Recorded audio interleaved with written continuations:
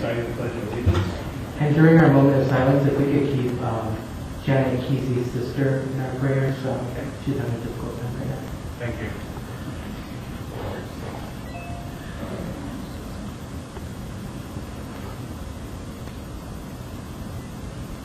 Thank you.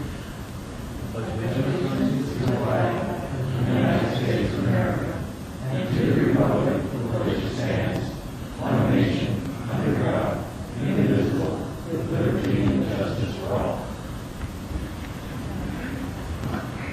Mr. Gaylor, I'm not sure if this is the right time to do it or not, but I noticed on the agenda that item 10 says Prairie Gateway update. Administratively, can we just change that to Victory Crossing? Is that okay? We don't need anything for that. Okay, thank you. Okay.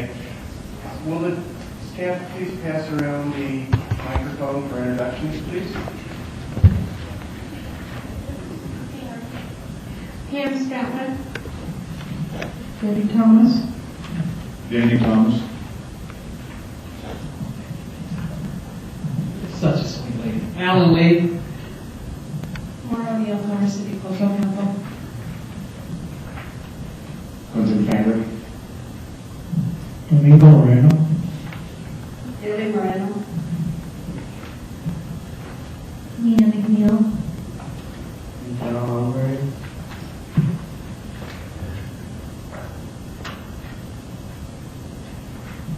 Glenn Murray.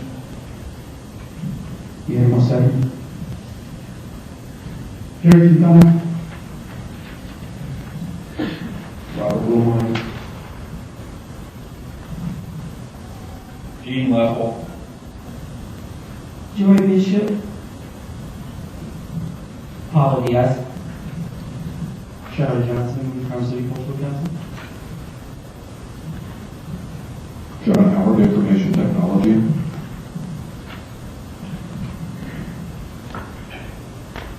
Leanne Noel, Brand Administrator. Greg Thomas, Public Works.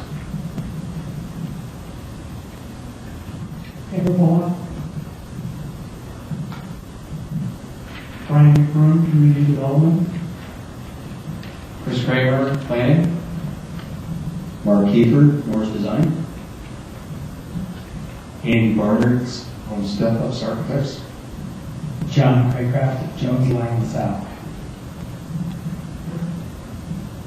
Chuck Baker, Commerce City Police. Brittany Morris, Director of Economic Development.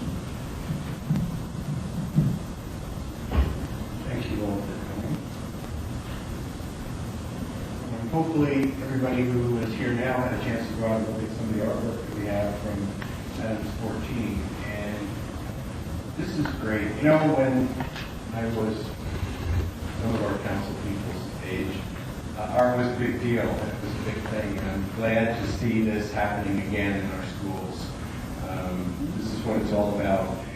You can learn a lot of stuff, but unless you get a feel from art, you're missing a lot out of your life, and it's not near as productive and fancy as it could be.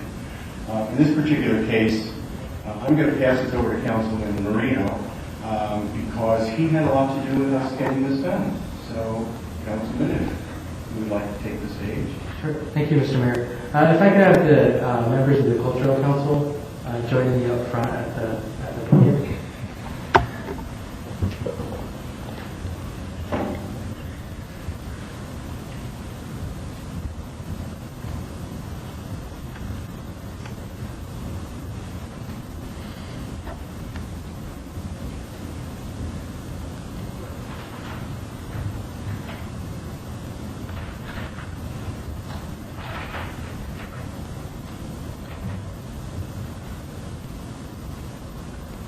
So I just want to take this opportunity to thank the members of the Cultural Council for their work in putting together the first annual Adams 14 Art Showcase. Hopefully you all got a chance to see some of the extraordinary art created by kids in our community. And it's really astonishing to see these kids, some of them only in first and third grade, create these amazing works of art. And so I'll just read off some of the, I was going to actually read off the names of the students that participated, but considering that there's about over 60, I think I'll just go ahead and read the names of the schools that participated. We had, for District 14, we had Adams City High School, Adams City Middle School, Allston Elementary School, Central Elementary, DuPont Elementary, Hanson Elementary, Kearney Middle School, Kemp Middle School, or Kemp Elementary School, Monaco Elementary School, and Rose Hill Elementary School. I'd also like to introduce the members of the Cultural Council. We have Shyla Johnson, Deborah Bullock, Mara O'Neill, Vice President of the Cultural Council, and Paula Diaz, President of the Cultural Council. Everyone played a really key role in bringing this all together. And thank you to the community members that came to support the arts, to show your support for the students in our district. We did have the opportunity to grant a couple of certificates. Unfortunately, the kids aren't here tonight, but we have one for Diana Cruz for outstanding art at the high school level. She gets a certificate. It comes with a $20 cash prize as well, and also a travel sketchbook so she can continue her art. And from the middle school, Fernando Chavez from Kearney Middle School. If you saw Fernando's artwork out there, he did the really cool mosaic with the fish, and almost didn't look like fish because it was so intricate. So those are, and then we also have some art kits that we're going to donate to the elementary schools to make sure that these kids are able to continue their craft and continue to enrich the cultural diversity and art diversity that we have in the city. Does anyone from the Cultural Council want to say anything? Good? Okay, if we can just give the members of the Cultural Council a round of applause for this session.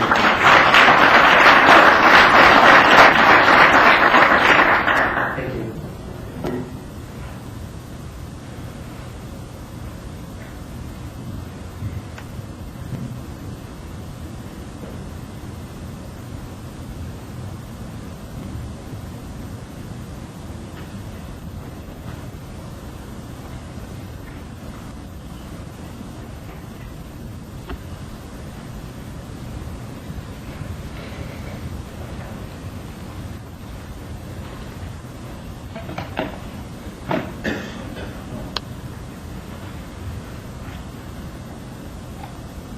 So we have just a couple of other remarks that we want to make regarding the Art in Commerce City, and particularly to the Cultural Council's benefit.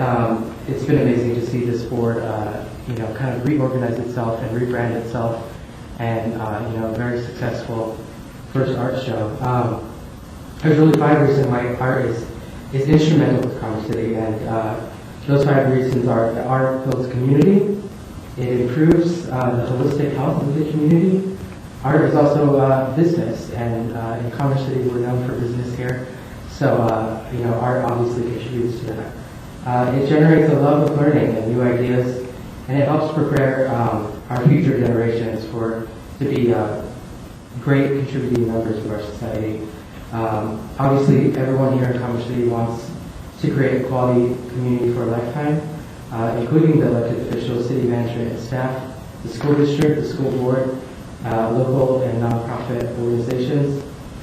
This exhibit is another step and another piece of that puzzle that brings us all together to realizing our ideal community. So if council will just join me in commending the students that participated in this program and give them a round of applause as well.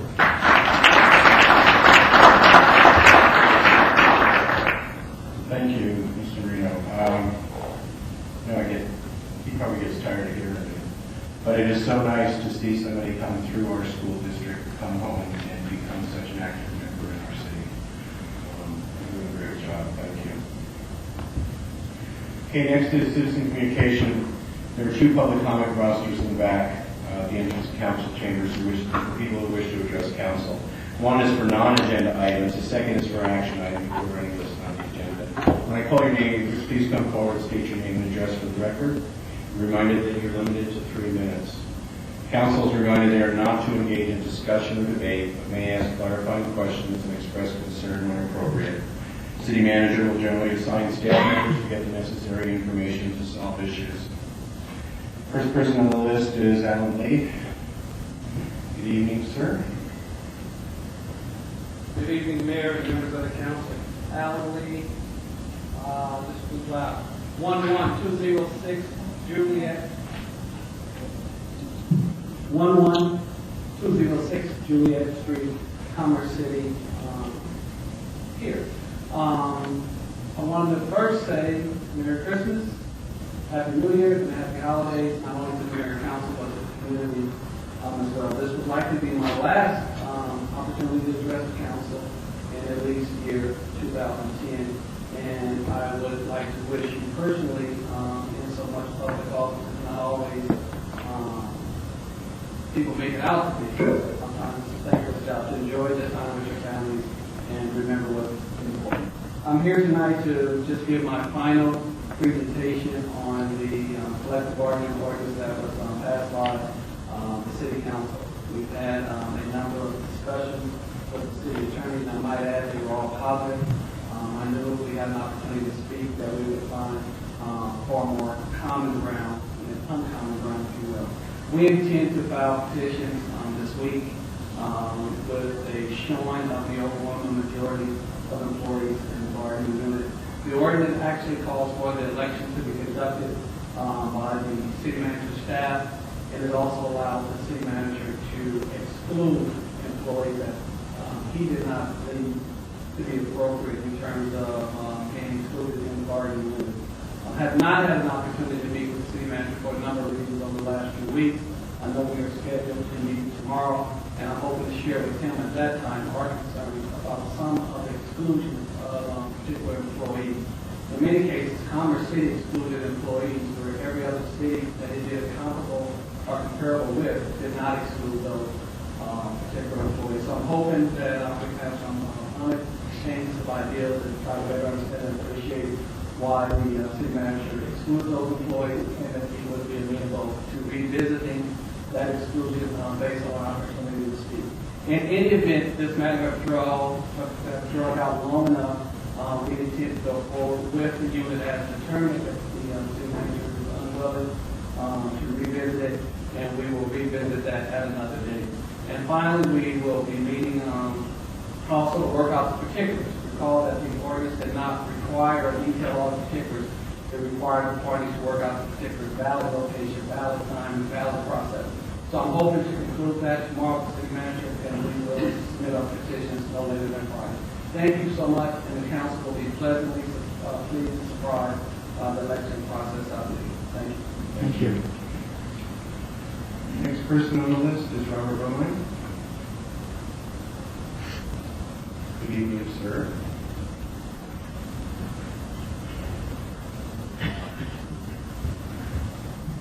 Good evening, honorable council, honorable mayor, and staff.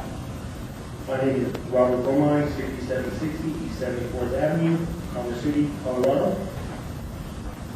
And I came tonight to thank the council for their support of the Hat and Glove campaign. It went off Friday evening. It was a spectacular success and instantly gratifying, necessary outreach campaign. And I just hope that all my community work would reach the same level of success. We did manage to do around 550 hats and gloves to children and a few of the adults in the neighborhood. Some of the mothers of the kids were obviously freezing, and it seemed like a less than noble thing if I hadn't offered them hats and gloves. So with the remainder, there's approximately 50 hats and gloves in this box here. We started with 5 big crates, ended with 1 small crate. So I just spoke with Chief Baker before coming to speak to you, and I thought maybe that the police could carry a few of these around to help mend bridges already to start an interaction between the kids in the neighborhood. Maybe on a cold day by offering them a hat and a glove, it might prove to be successful. And I want to keep the aspect of the Commerce City hat and glove completely different from my efforts in Denver. Commerce City, it's one evening a year. My efforts in Denver go on for 3 months. Friday, Saturday, and Sunday nights at the Catholic Charities Outreach of the Samaritan House. So many of the homeless shelters and people there will receive the gloves. Our approach is a little different from Denver as it should be. But I'd especially like to thank Community Enterprise for their leadership in the Derby Winter Festival. Councilman McEldowney showed up with a big bag full of hats and gloves and really cute ones, mind you. I had plain bulk. He showed us some really cute ones actually, so it worked out very nicely. It was a very successful outreach campaign, like I said. Thank you. Thank you, sir. Did you? Robert, I just wanted to thank you for your continued work on this program.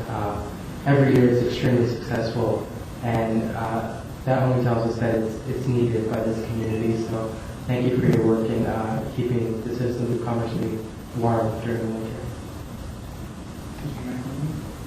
My daughter gets credit for the fashion selection on that. I want to echo Mr. Arredo's comments. A few things have been sort of added to my personal tradition, my personal holiday tradition, as much as the Derby Winter Festival. Thank you and all the folks behind putting that on each year, Community Enterprise, and everyone that sets up the trees and spends all day long. And this year, lifting those trees many, many times over again as a result of the wind. It's a neat event, and as I pulled up on Friday night, you could tell that it runs, and you could just tell that it's maturing each year. There's a little more new facet, there's one new aspect, and I really, it's neat to see the investment that each of you give your time. So thank you very much. Thank you very much, sir. Next person on the list is Pam Serrato. Good evening.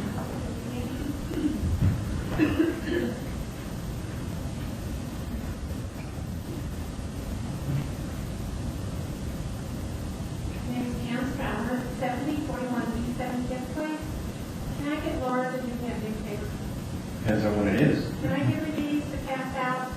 There's only 3 letters, and that's all I need. I'm sure that would be fine either. Thank you. That's it, huh? That's it. Well, that was fairly easy. Well, thank you. Okay, next item on the list is approval of minutes. We only have one set, which will make it really easy tonight. It's for November 29, 2010. I'm sorry? No, you didn't, so we're going to be okay. The minutes will be for the meeting of November 29th. I'll now entertain a motion to approve those minutes. Mr. McEldowney? So moved. Okay. Ms. Peter? Second motion? I have a motion and a second to approve the minutes of November 29th, 2010. Is there any discussions? Seeing none, I request a voice vote. All those in favor signify by saying aye. Aye. All those opposed, the same. Motion passes.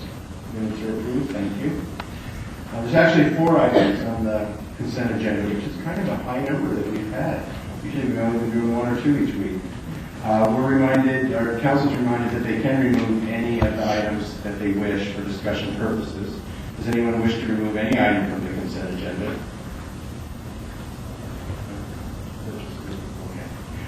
If not, I'm open for a motion to approve the consent agenda. Mr. McEldowney? Move to approve the consent agenda. And Ms. Dieter?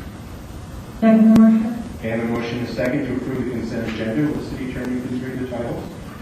Title of Ordinance 1820 reads as follows: an ordinance amending the 2010 budget of the City of Commerce City, Colorado for the recognition of the Bulletproof Vest Partnership Grant Funds in the amount of $3,400 for the Bulletproof Vest Program in the Police Department and the authorization of the expenditure thereof. Title of Ordinance 1834, an ordinance amending the 2010 budget of the City of Commerce City, Colorado by the recognition of the Adams County Open Space Grant in the amount of $35,000 to be used for the renovation of the Veterans Memorial and the authorization of the expenditure thereof. Title of Ordinance 1835, an ordinance amending the 2010 budget of the City of Commerce City, Colorado by the recognition of the Adams County Open Space Grant in the amount of $187,500 to be used for the design and preparation of the construction documents for the North Range Trail Loop and the authorization of the expenditure thereof. Title of Ordinance 1844, an ordinance amending the 2010 budget of the City of Commerce City, Colorado by the recognition of the Tri-County Health Department pass-through grant from the Centers for Disease Control and Prevention, CDC, as part of the ARRA Economic Stimulus Program in the amount of $120,000 to develop a comprehensive bicycle and pedestrian master plan and authorization of the expenditure thereof. And that completes the consent agenda, Mr. Mayor. Thank you very much. I have a motion and a second. City Attorney's read the title. Request the roll call vote, please.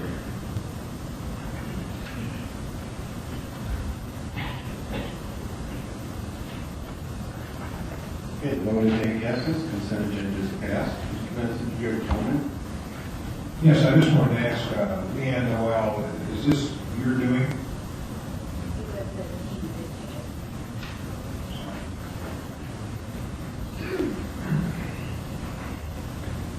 This is about $346,000.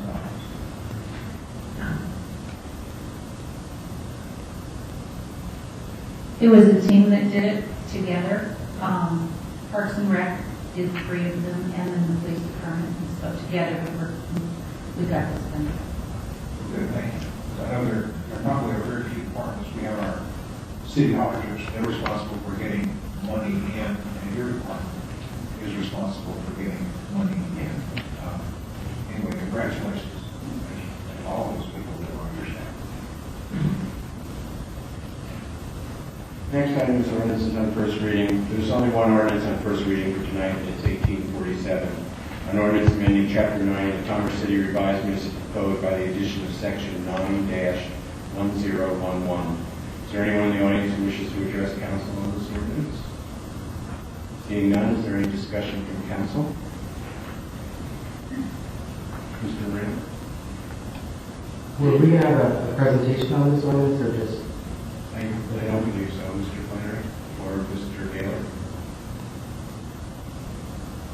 We have prepared for our.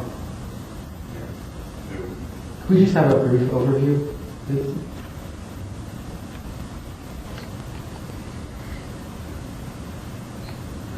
Good evening, sir.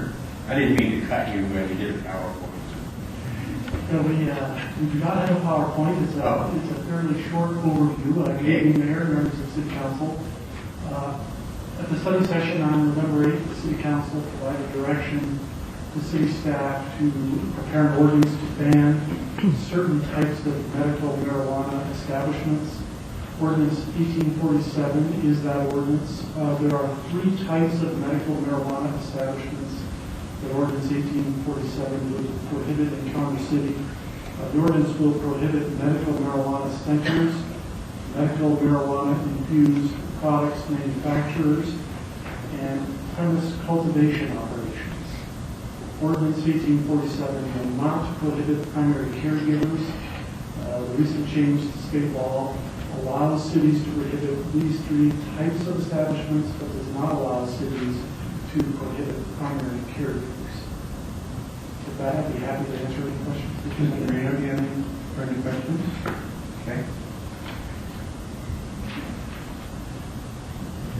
Okay, I entertain a motion to introduce ordinance 1847, Mr. Moreno. That's actually just actually for discussion on the ordinance.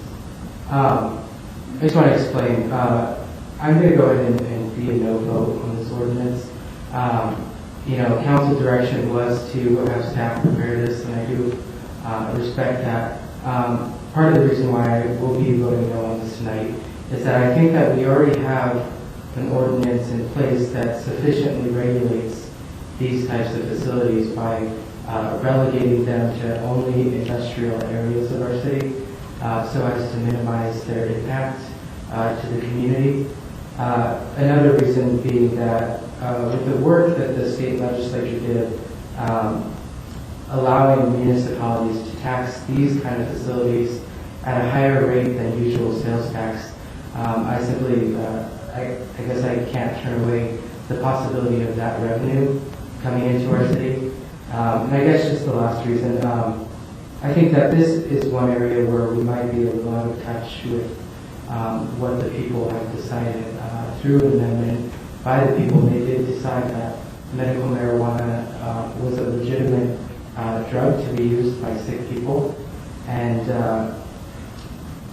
I don't agree with the way that they've proliferated, how quickly they have, the proximity to schools, to drug rehab facilities, to residential areas. All those things I don't disagree with, but I do think that the state has put sufficient measures in place to curtail that. And I think Commerce City was fortunate that we didn't have any of these facilities open when we considered that ordinance. So the only areas that they could possibly locate are in industrial areas. So that's the reason why I will be able to vote on this tonight.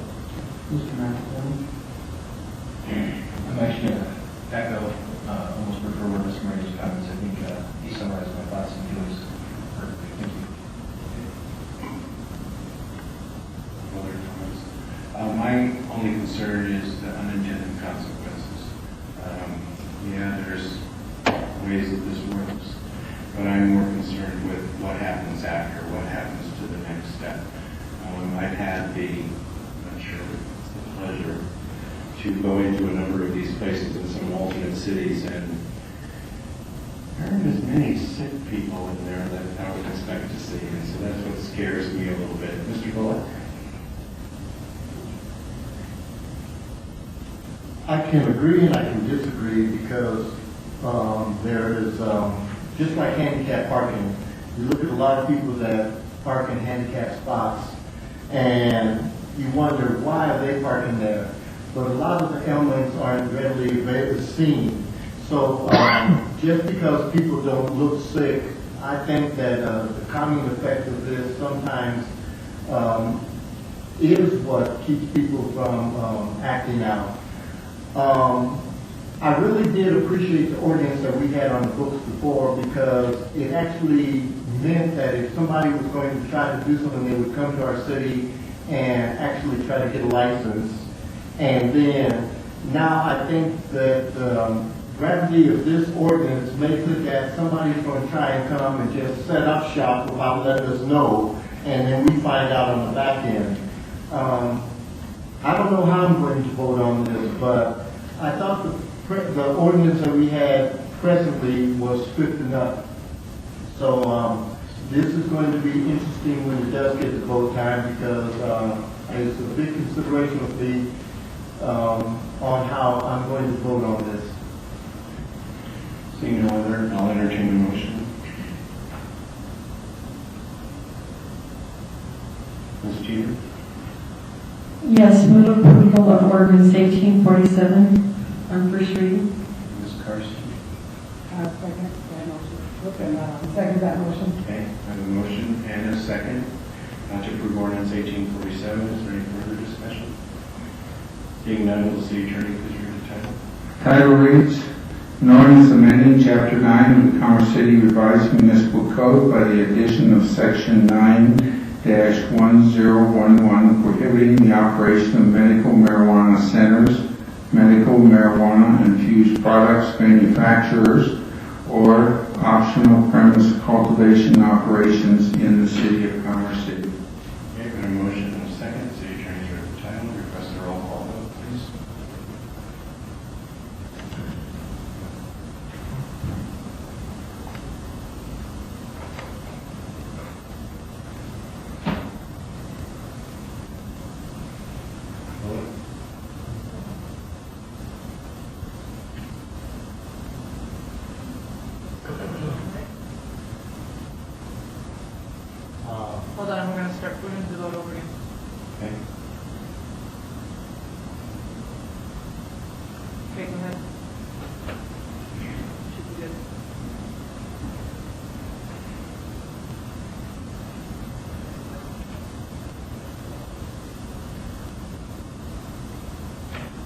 Okay, the vote is 5 noes, motion does not pass.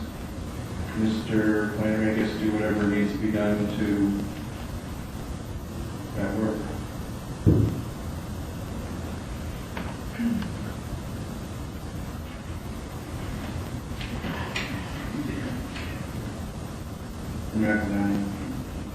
During our discussion on this matter at the last study session, we raised this. I know that Mr. Mariano raised questions about license fee structures. I don't know that we've ever come back to that.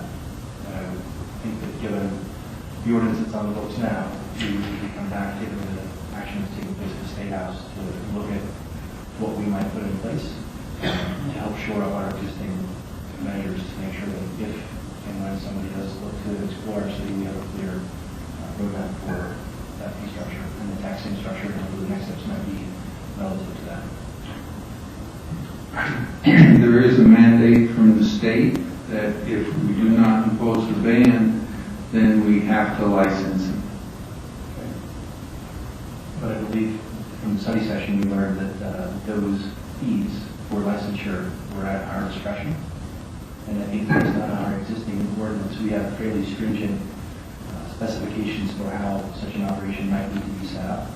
So I think for us to look at what a fee structure might look like, that allows for us to obviously account for the cost of the time of the individuals that you inspect that facility, et cetera. I'd like to see that with council support on a future study session agenda so that we can round out our current ordinance. Mr. Moreno? Just to echo Councilman McElveen, I would like to see that direction from staff now that we have this information. That would vote as following the way it does. I guess such is the life of staff, you never know which direction council is going to go. But I do want to say I appreciate your work on this. Mr. Members of Council, that's not a problem. We'll put it together. Okay. And since we're just doing comments, and I have never known how to keep my mouth shut. I was one of the yes votes on this, and what unintended consequences I do not want to see. Highway 2, 60th Avenue, 72nd, starting to look like East Kovacs or Federal Boulevard. It scares the daylights out of me. And I know that I was on the other side, and the council has decided, but this could be a scary little thing. And here's the comments back. Mr. Moreno. You know I was going to let that go. We do have an ordinance on the books. It says that they cannot locate within 1,000 feet of schools, residential, churches, rehab facilities. That is primarily the reason why I decided that I wasn't going to be voting for this ordinance tonight. I think that Commerce City, us not having those facilities yet, gives us a leg up, gives us that advantage to make sure that those protections are solid and in place to make sure that what happened in Denver does not happen here. Great. Thank you, sir. And I do understand why you voted that way, but for the same reasons. You know, I come from a different generation where I saw a little abuse of this drug. Mr. McElveen. I'm going to echo Mr. Moreno's comments, but I would actually take it one step further.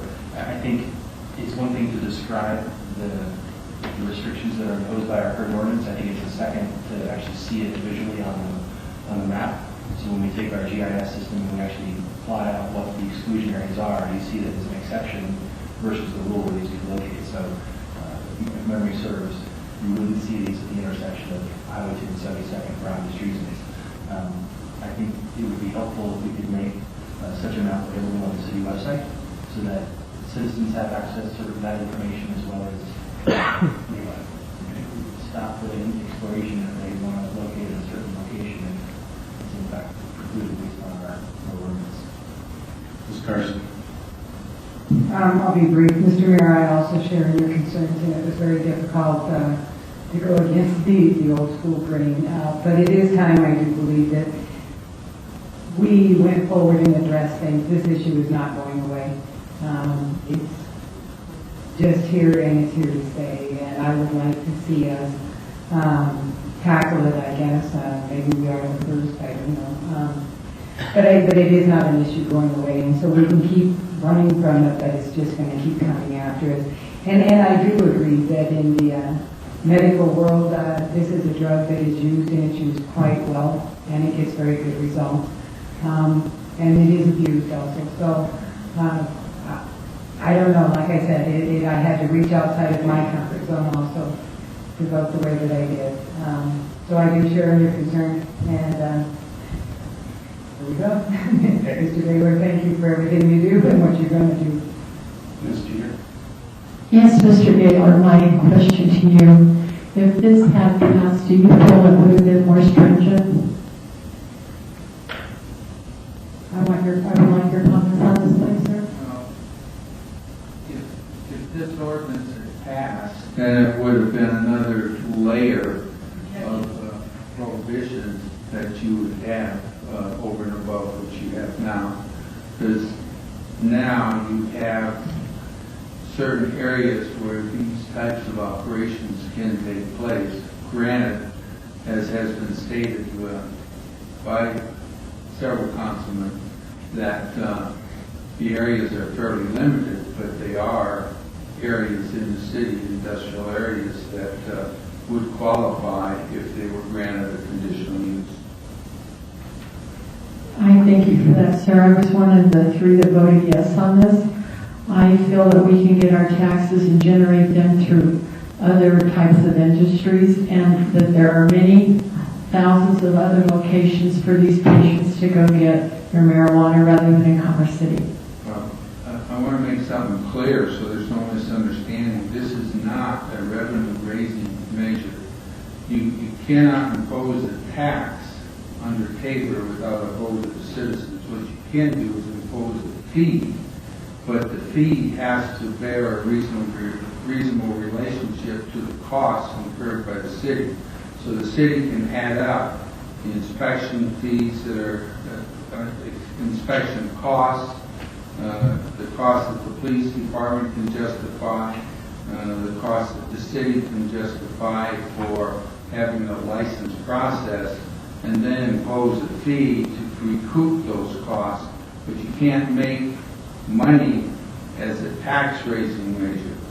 I had heard a couple council members say that was one of the reasons they would be voting no on it, so thanks for that explanation.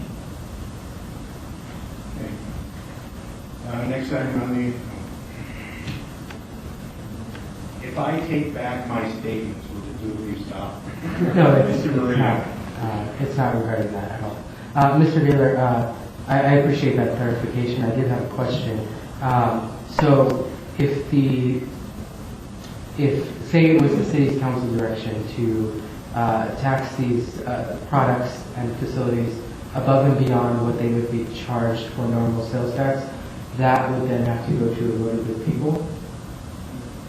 Yes, that would then be a ballot issue that we can place on the ballot. Sure. It would have to be a November election. Okay. I would just suggest that be something that the city council look at, because in order for it to be a revenue generating, as Mr. Gaylor said, it needs to be taxed higher than the rest. I really appreciate your comments, Councilwoman Peter, and it's something actually that you said to me right after I got elected that made me decide to vote the way I did, and you said, as long as you vote your conscience, you'll never regret a vote that you take up to the council. So I really appreciate that, and that is what drove me to vote the way I did tonight. No, I think comments about that. Thank you. Next item is we move on to study items, and the first one is Victory Crossing update. Mr. Flannery. Mr. Mayor, members of council, I believe Brittany Morris, Economic Development Director, and Chris Kramer, Planning Manager, are presenting this item.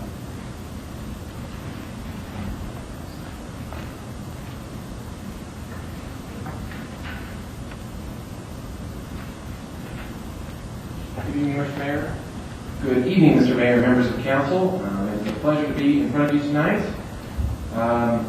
We are here to present an update about the design standards for the Victory Crossing project. And as was noted earlier by the mayor, at the time this project was put on the agenda. It was previously known as the Prairie Gateway. Now, however, it has got the Victory Crossing title for it. So that should be noted for the record. Just a little bit about what we're going to be doing tonight. This is going to be a joint presentation between myself and a member of the consulting team for County Sports Enterprises, Mark Kiefer. I'm going to introduce the team that's been working on this project, give you an overall idea of what the design vision is. Mark will then go through with you some of the different districts that are contained within the Victory Crossing project. And you'll begin to hear how some of the different areas are differing from each other within the project. We'll talk about some of the overall design standards that apply to everywhere on the project, regardless of which sub-district or design district it's in. And then we'll talk about next steps to get this project completed. And again, I should introduce our team. We do have members of the team that have been working on this for a couple of months now. In the audience, we have Mark Kiefer and Andy Bernard from the consultant team. Thanks, Laura. Let's talk about that. We also have John Craycraft from Jones Lang LaSalle. We also have city staff who have been working on it. I'd like to recognize them real quickly. Brittany Morris and Michelle Hill from Economic Development, as well as Steve Timms from the Planning Office. We've been meeting for a couple months, and the reason we've been meeting is when the PUD for the previously entitled Prairie Gateway project was approved in 2006, it set out some basic standards, some basic bulk standards, but it was known at that time that this project would be unique, and it would have certain demands that our LDC, or at that time the zoning ordinance, would not be able to accommodate. Our design standards in no way would ever contemplate a stadium or 24 athletic fields. So we knew from the beginning that we would have to design separate, unique design standards for this project. And the way that PUD was written was that these design standards had to be in place and approved before development can occur. And the approval process is an administrative approval per the PUD. However, as we've done consistently with this project, we're here to be in constant communication with council so that council has an opportunity to see what the thinking is and make sure that we get good interaction and feedback for that. At the time in 2006, there were two areas that had these design standards approved. The two areas that actually have buildings on them, which would be the stadium and the athletic fields, and the parking areas associated with the stadium. But the remainder of the developable area on the Prairie Gateway still needs approved design standards. So, in conjunction with the new marketing campaign that you've heard about, County Sports Enterprises and the city decided the time was right for us to go ahead and complete the design guidelines for the remainder of the property. It has a lot of advantages for doing this ahead of time before development comes in the door. It provides a lot of predictability for potential users. And as we've talked about a lot over the past few months, predictability is seen as a very positive thing in the development community. And the end result will be that the site will be development ready. We'll be ready to sort of have conversations about what projects can look like after we get these done. You should have seen on your dais in front of you the draft version. It's bound, and it's got unlike the one you see before you on the screen, it's got a big giant draft at the bottom. Again, we've got some work to do on these still, and you'll hear about which parts those are later, but we wanted council to be able to see, in however much detail you would like to see, the direction, the vision that we're working on this. So, while it's mostly complete, you'll be able to see some of the areas where we still have some work to do. Project vision, and you can read about this in the early parts of the design guidelines. The project vision for the Victory Crossing project really comes from the Prairie Gateway Framework Master Plan. That was vetted out with the County Sports Enterprises team, and what you end up with is really the bullet points you see before you here. I mentioned earlier the Victory Crossing project is unique, and while our design standards are good, the idea was that this project needed to have a special place in Commerce City. We wanted to see high quality design within the Victory Crossing project. Furthermore, we wanted to promote a pedestrian friendly design. There's an opportunity here for us to have an urban center. We've talked a lot about urban centers in Commerce City and how Derby can fill some of that role, but there's also an opportunity here at the Victory Crossing project to do that as well. We'd like to see, in addition to high quality, a creative, artistic expression within the design, and you definitely see that now with the Civic Center, the stadium. These are not your run-of-the-mill pieces of architecture. They are of a higher quality, more creative, more cutting edge. We also want to see developments that relate well to the area, and this actually also relates to the connectivity that you see on the bottom line, the bottom point. The site, while it's adjacent to the wildlife refuge, it needs to integrate well with the residential areas, the commercial areas, and including the wildlife refuge itself. And then also, whenever possible, promote a sustainable design. And we've already seen that through our drainage strategy. The open space area to our north is also functioning as an excellent drainage system. So those are really the big project visions that we had to work from to begin to create these design standards. And one of the first things that we did that is going to make this project unique, we broke up, especially in the south, but also in the remote area, the North Campus District, north of the high school. We broke the area up into design districts. And the idea is, between the 280 so development acres for both the north and the south, that's a lot of land. That's a lot of land for development. And to think that one set of design guidelines is going to be adequate for all the different conditions that might exist may not be the best strategy. So as a result, our team came up with different design districts, and each one of these design districts has a different character to it. And that's actually what Mark is going to go over with you now. So with that, I'll introduce Mark Kiefer with the design team. Mark's design. Good evening.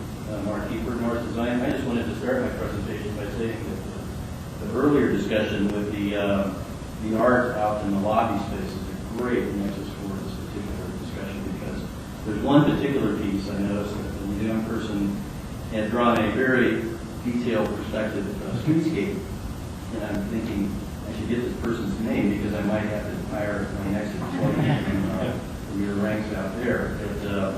But I do also want to echo that public art is really the fundamental basis for good planning, good urban design, and good architecture for city endeavors also. So as Chris said, just to give you a little bit of an overview, we created these districts within the Victory Crossing project to identify the unique characteristics of each one of these locations. And it's a fairly large project, and each one of these areas represents very specific, unique entry points and also identities within the project. If I can figure out how to use your slide sheet. The first district I wanted to talk about is the soccer district. And going back again to Chris's earlier presentation when he was giving you the background on this project, the two districts that did have at least some semblance of a guideline that were hastily put together in order to facilitate the Sporting Goods Park and the Civic Center were the stadium and the athletic fields.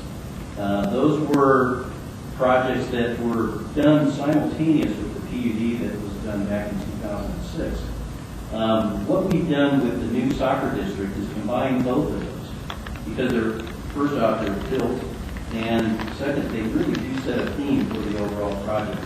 We think that the soccer district particularly has become an icon for the metro area in general.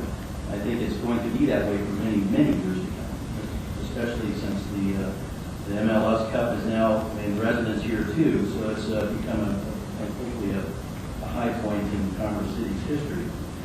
The soccer district, this district in particular, takes a lot of what was originally drawn from the original PUD document from 2006. The architecture that you see out there today was a result of those standards. The parking standards, the parking design of that district also was established at that time. What we've done is basically brought it up to date, brought it up to current standards, and to also create that as being one of the keystone districts for the rest of these design standards. The second district, which is probably one of the more exciting districts that that complement the soccer district. This is the Victory Plaza district. This is the one that would also include the Civic Center, where we're standing today, where we're here today. This particular district it represents essentially the front door of the soccer district, Dick's Sporting Goods Park, and also what we would perceive as being one of the major gateways or entry points into this new Civic Center, Town Center, City Center, Activity Center of Commerce City. It's represented primarily by what we would like to recommend as being a fairly intensive, active pedestrian plaza that basically extends from the front door of the Civic Center all the way up to the front door of the Sporting Goods Park.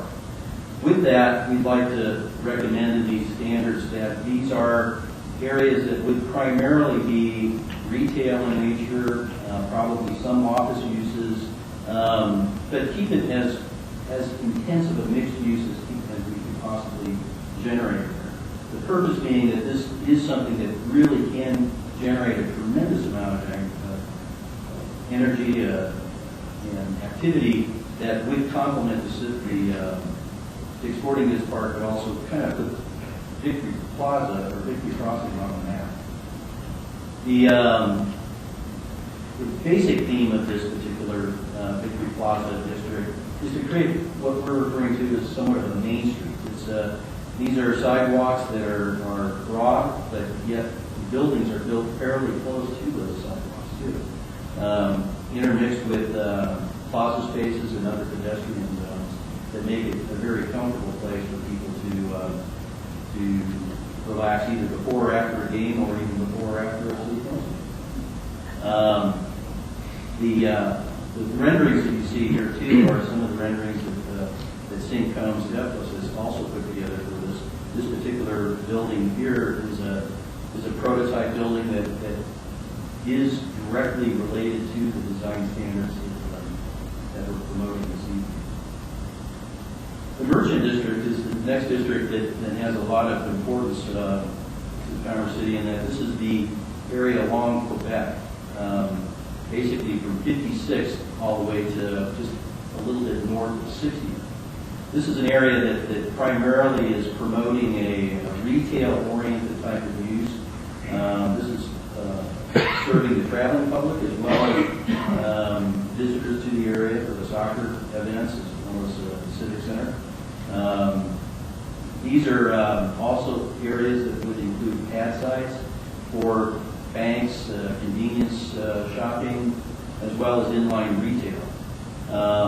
We look at this district also as being somewhat unified in the design process. They're not what we're discouraging, if you will, is a hodgepodge of individual users in this area that would sort of represent the typical commercial strip that you might see in other parts of the metro area. But what we're looking at here is more of a unified approach in terms of developing that kind of commercial activity. But really emphasize the fact that this is a major tax generation area, one that really does serve many, many thousands of visitors, tens of thousands of visitors that you'll have coming in just for the soccer events, as well as the athletic fields and soccer fields outside of the Sporting Goods Park. The Merchant District, again, is, as I mentioned, is a district that we are establishing uniform signage and really feel like we're entering into this area in a single project as opposed to just an extension of say, the Denver area to the south or Adams County to the north. The next district is another one that is very interesting because it's probably one that is the least developed today, but has certainly some of the most potential in the future. The Central Park Boulevard district is the area in the southeast corner of the project, just south of the athletic fields in south of the Sporting Goods Park.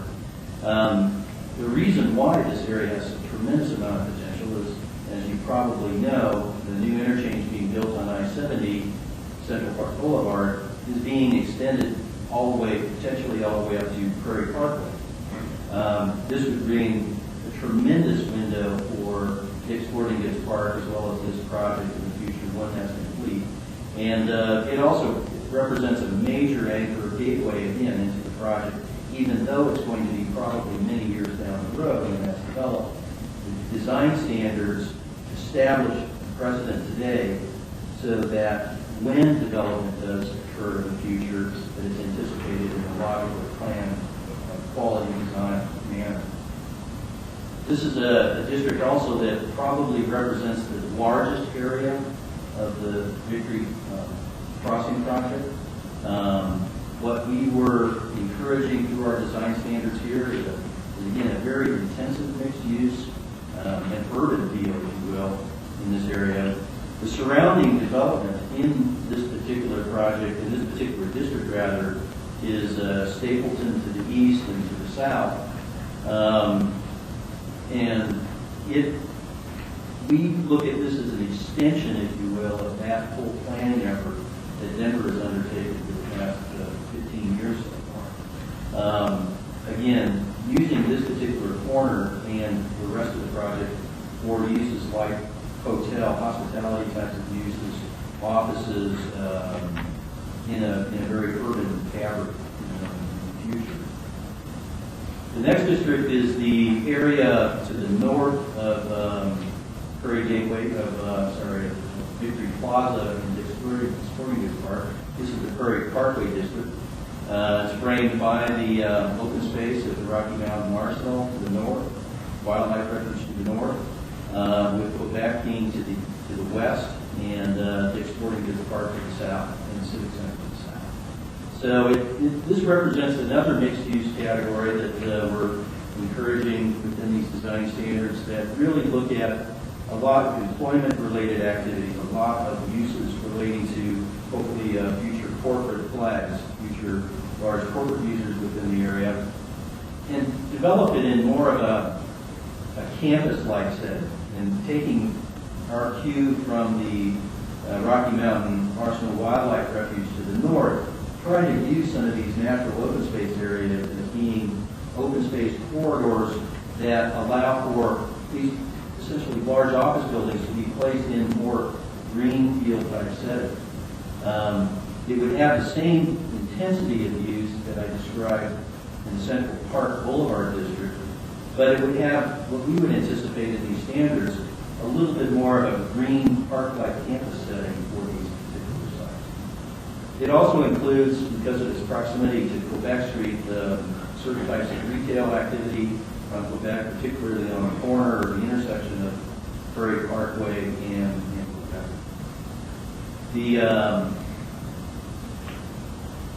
One of the other uses that has come up in a number of conversations during the course of our development of these standards has been the possibility or the opportunity of a large indoor or another recreational facility venue that could occur within Victory Crossing.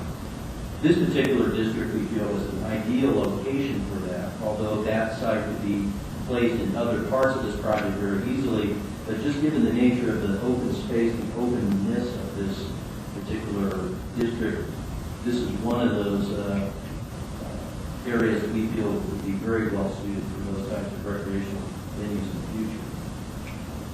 The North Gateway District, this is one that you won't see on that district map that Chris had in his PowerPoint presentation. This is the area about 1.5 miles north of Prairie Parkway, and separated by a very large tract of open space.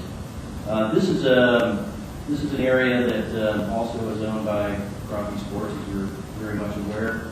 And this is a site that, because of its proximity to different types of uses, has very unique aspects to it that have to be dealt with very sensitively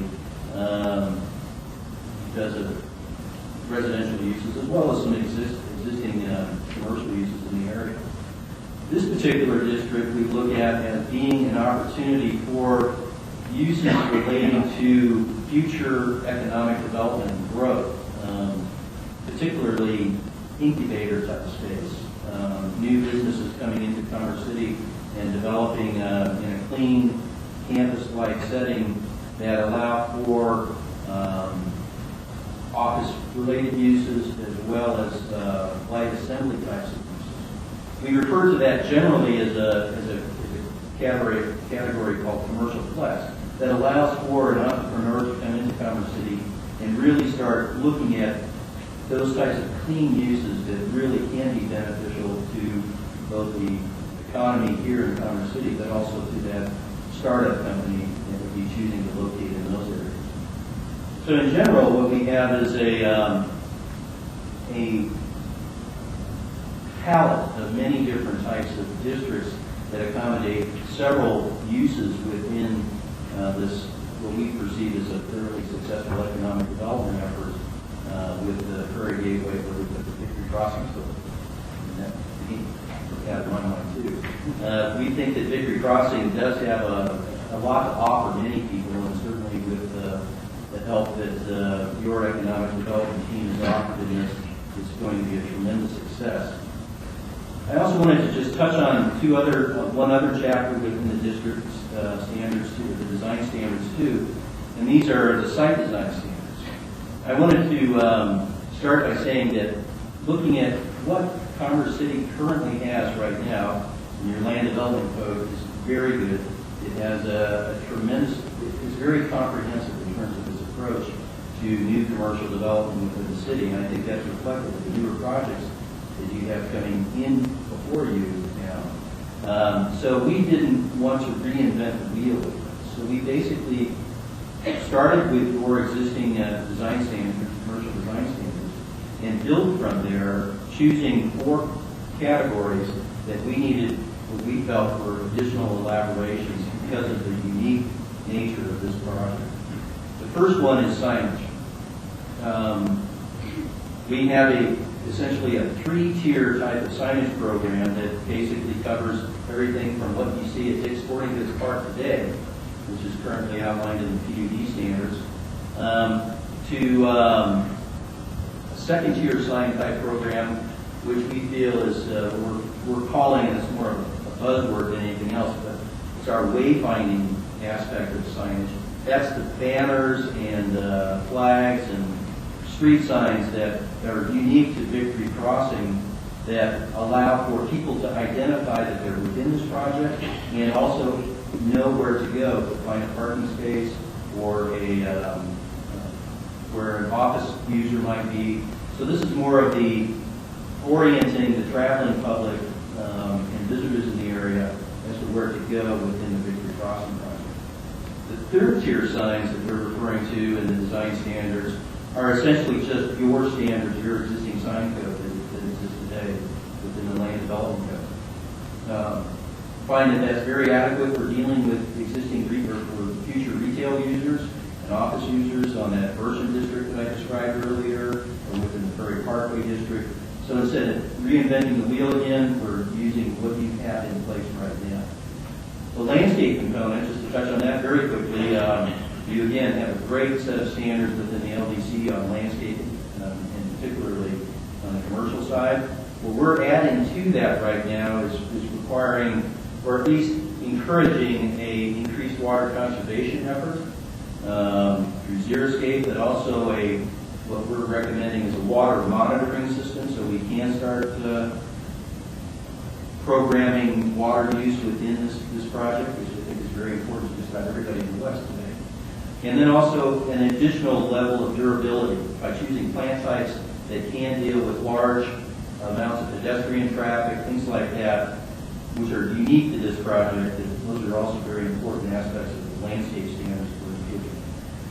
Parking, as you can imagine, as you probably hear at least twice a year, parking is a major issue within this area, and it will continue to be that.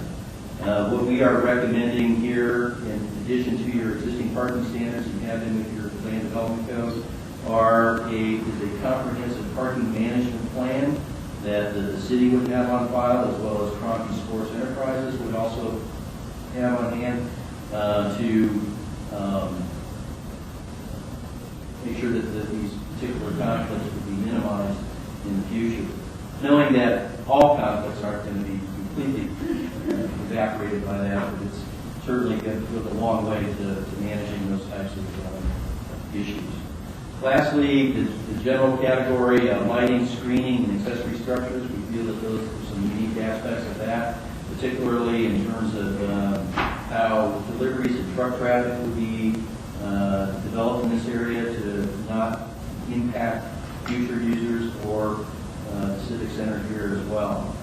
So with that, I just wanted to close by also echoing what Chris had said. This has been a collaborative an effort that we feel has been something that really has been not just a consultant coming in and developing standards and guidelines, but working closely with your staff, which I want to compliment, Mary. It's been an honor and privilege to work with your folks here to really develop a set of design standards that do cover both the interests of the city as well as Crompton Sports. I think Chris has got a couple of closing comments, and then we'll be available for questions. Just a couple other things to wrap up. I mentioned there that we're still hammering out some of the details, and some of those last things that Mark talked about are some of the things that we're still wrapping up, such as the parking, the signage, etc. Do you want to touch on the process? If we do get a potential development, how would this work within the design guidelines? And as you recall, this is an administratively approved process. That's why we have the design guidelines in place, so that there's that predictability for everyone, including City Council. But our goal is, while we don't have all the details necessarily wrapped up at this moment, we know that we're going to have a streamlined process, which is obviously going to help make this project business friendly. We know that this, whatever the process is going to ensure that the design standards are met, which will provide a consistency for that high quality development. And we know that since we do have a public-private partnership with both parties being financially involved, we're going to have a system set up so that both parties will have a seat at the table. So now that you've got those in front of you, what are the next steps? So, and a lot of these are going to be working parallel, just a lot of these next steps. The first one is we obviously need to finalize these design standards as soon as possible. And while there's no development that's necessarily knocking down the door right this second, we've made a commitment to our partner and the City Council that we want to get these finalized very quickly. Obviously, we thought it would be good to show the City Council before they were approved so that we could get any feedback or input that you may have. But that's clearly our number one step, is getting those design standards finalized. In conjunction with this, as we've been going through this, it's been apparent to the team that there's probably some tweaks and some changes that we may need to make to the Plainview development zoning. So we may be bringing back the zoning, the PUD zone document to City Council, Planning Commission, City Council, for some amendments. We may be changing, looking at some of the uses that are in there, about ways we can make the site a little bit more marketable, as well as looking at some of the bulk standards that are contained within there. We're also going to be, the design standards, as I mentioned at the beginning, are done in conjunction with the marketing effort that's going to be underway shortly. And I think it creates a lot of synergy if we can have these that we can produce when we're talking with prospective clients. They understand the vision of the project as well as understanding the quality that we're hoping to see, and we think that's going to attract the right kind of user. Obviously, Brittany and her staff will hopefully then be able to distribute these with great enthusiasm at the ICSC conference in May. It's a great, huge project, and it's a great opportunity for us to get the word out. So with that, Mark and I both, or anybody on the team for that matter, are available for questions. I am going to put up the map, since we didn't have those with each district, just so that if you have any questions about any one of the specific districts. Again, we have the soccer district, the stadium and fields, the Central Park Boulevard district are probably our most intense use area with office, hospitality, etc. Victor Plaza district, the Main Street, right outside here on 60th. The Prairie Parkway district, playing off of the relationship with the open space and the wildlife refuge, which would be more of our campus-like setting. The Merchant district, which would be more of our retail, convenience, banks, etc. And then to the North Campus district, sort of our business-oriented district. So with that, we are available for any questions you might have. I don't know that I have questions off the top of my head, but I do want to say the partnership is obvious. It's great to see how tight the dialogue has been. This came up, the concept of really looking at how to elevate the property, differentiate the property. I think it's evident in this presentation in the binder that we have in front of us that there is a brand that is clearly defined here. And I think I would hope that your ability to market the property will be enhanced as a result. It sure seems like a full range of property types and development opportunities exist within, and so what a great tool to take. So I see this year and really the market slowly reach back. We see folks interested in moving in. Thank you all. Which is actually following. So relative to feedback, how quickly would you get any feedback? Should we find anything? Again, our goal is to get these finalized, ideally by the end of the year. But we'll always take feedback from City Council, right? So we'll always take that into account. But if you have specific comments, if there's specific elements that you would like to see, you can either communicate that to me directly. We'll get the managers obviously included in that loop, or if you want to have subsequent sessions, we could do that as well. I guess that would be reasonably speaking, I scanned through it really, really quickly, but I'd love to actually sit down and read it for detail and do that. See the other side of it.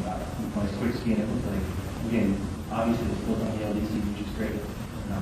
So I just don't want to hold up anything, but it just feedback that the speaker for the next week.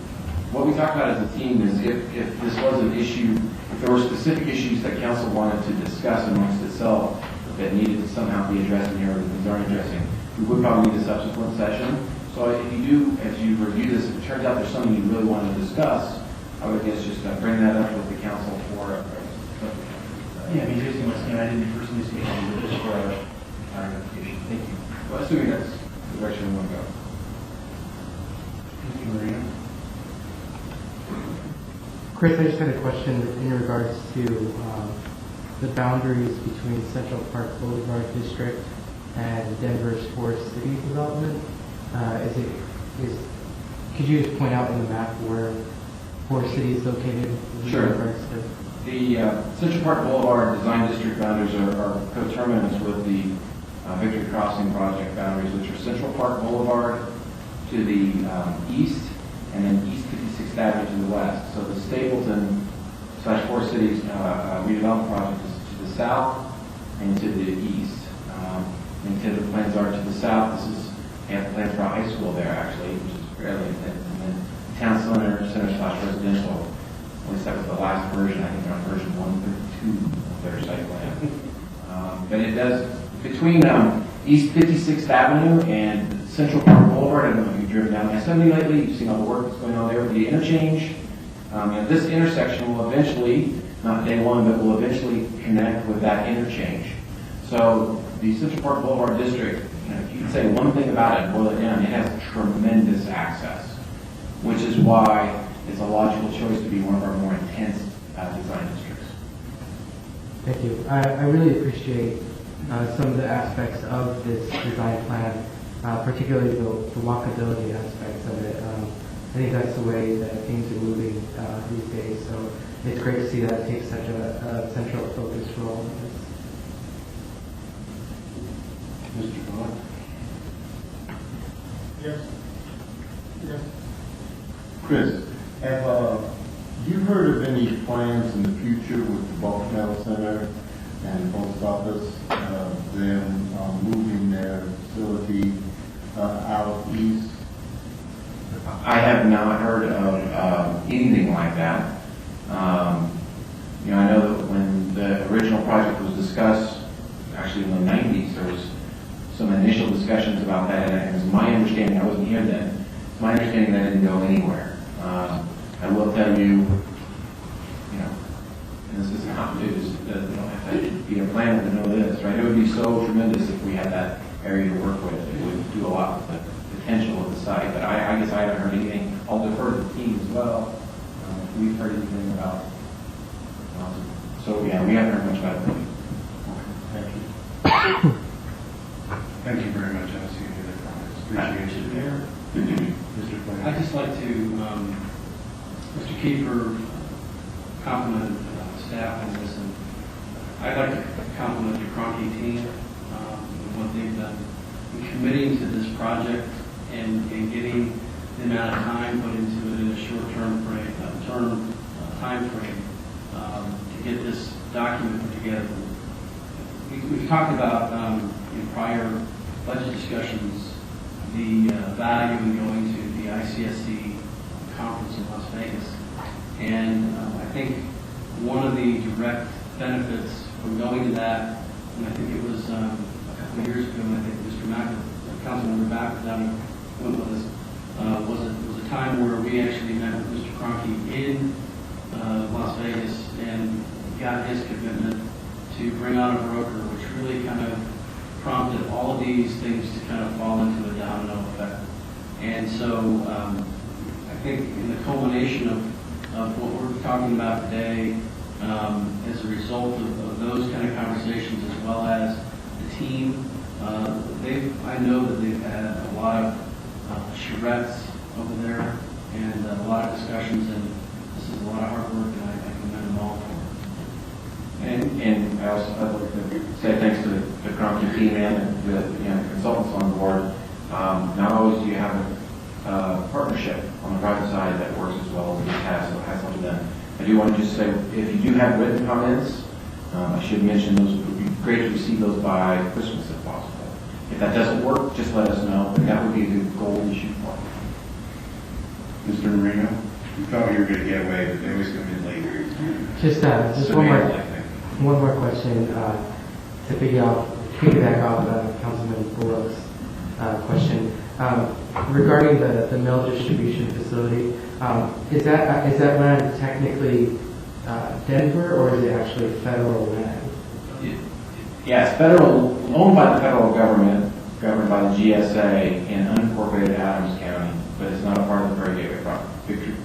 I almost that the entire thing.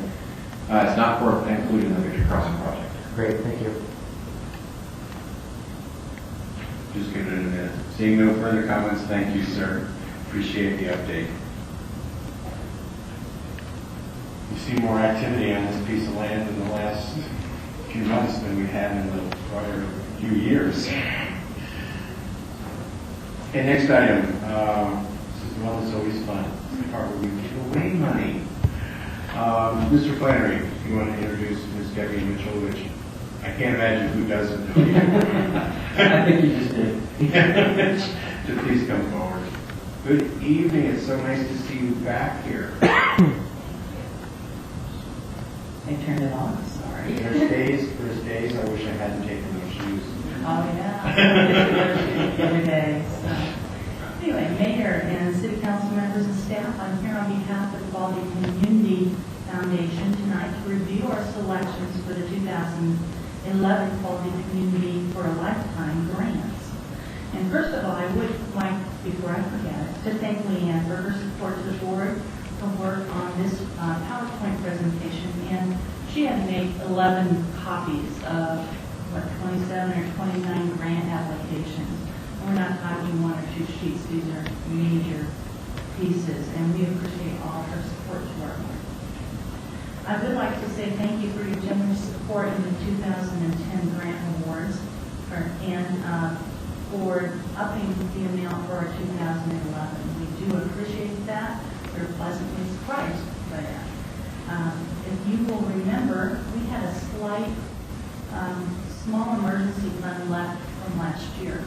When we granted, we decided to hold on to 5,000. We did make an adjustment of 500 at your prompting, and then we did make a grant to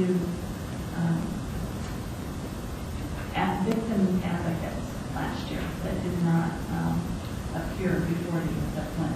So we had $4,000 that we're bringing forward from our balances last year.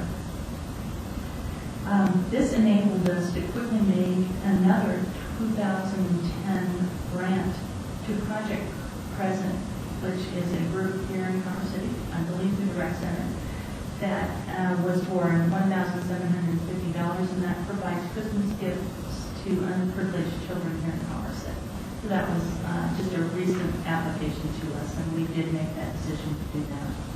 The balance of that fund plus the $120,000 that you budgeted for the Quality Community Foundation for 2011, and the $20,000 that came from the Mile High Music Festival this year, that's making it possible for us to grant $144,000 this year instead of $100,000 that we had last year.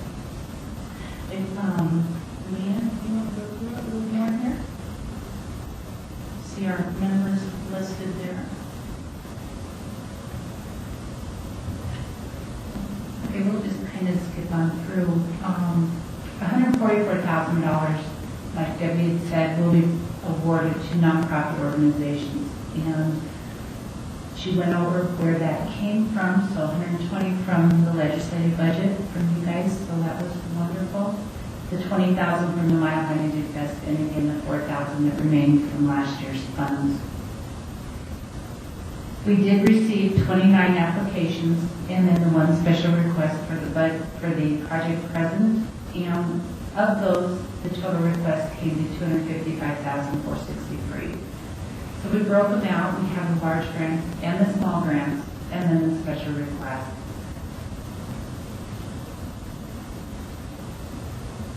And Debbie can cover this part, but these are the awards that the board, the foundation board, did agree to. And so this is what will be awarded to them, and then what the program consists of. Again, we made a big focus on emergency funds, on food banks, senior citizens' needs, the underserved, I guess, in our community. That again was the focus this year. And we did see a decline in the applications this year. We were a little surprised. We see some long-term people not applying. I don't know if they folded up shop or what, but we did see a decline in that. Any questions on that? Well, we'll take questions at the end. Will we get copies of this when you know? Yes. Okay, thank you. And then in the next slide is our larger grant, and this is $5,000 and above that we apply for. You can see what we did. We did award $3,500 to the Commerce City Youth Orchestra this year. We were able to do that last year, so that's a new presentation this year. And then on the final page, you'll see the project present, which we've already cut that check and presented that to them. As you will note in the next screen, all requests received some kind of award this year. So we do thank you for the extra money when we were able to do that. Again, from the Quality Community Foundation and the residents that we serve, we want to thank you very much and entertain any questions at this point. Hello, Debbie. Thank you. Thank you, Leanne. I noticed again this year, School District 27J was non-recipient, and maybe they did not apply. Next year, would somebody contact them, because we have 2 school districts in the city that, and I did not see them on the list, so. They were contacted. Everybody that has applied in the past did receive the entire packet. And there were a couple schools from 27J that applied in the past, and they did get those applications. Kathy, there is that's a mistake, because in our small grants, there is a presentation to Turnberry Elementary for $2,500. I just didn't see it on the screen. Yeah, it's on small grants. It's the second from the bottom. And that is also the same. I see it now. Thank you, Debbie. It's the same amount that we did match with Adams 14. And that's it is our fair. Make sure that they're balanced fairly. Thank you. Mr. Raymond? Debbie, I just want to thank you and the rest of the Quality Community Board for your work on this, and actually want to provide my compliments to the City Council. This is a program that was already in existence when I got on And what a phenomenal way to contribute back to the community by giving some of the money that the city makes to nonprofit entities that serve the most in need of our citizens. Just I think it's fantastic, and I hope that we can always continue this program going. And it has been, what I should say, so easy since you've taken this over. Thank you. It's been painless. And when I go down the list, it's funny how many of these I interact with every time. And they always interact with the city. You're all doing a great job of hitting the people that, not that we're responsible for, but that we impact here in our cities. You're doing terrific work. And I really appreciate it. I'm sure the council does too. Ms. Teener? Ms. Mitchell, I'm going to tell you, I sit on that board for a while, and it's so nice to have an outsider not doing it. There's no conflict of interest, there's no favorites, and it seems like all the applicants are treated fairly. Thank you for all you do. Thank you. Mr. Mayor? Just a similar comment. My thanks to you and to the rest of the board. I think this is a great example of what community involvement can do. Not unlike the Quality Community Foundation who we had for the Cultural Council, I'm sorry, who we had up here earlier. The 9 people that sit here can't be everywhere, can't do everything, and the extension of our community through volunteerism, through boards like this is just invaluable. So thank you to all those on the board.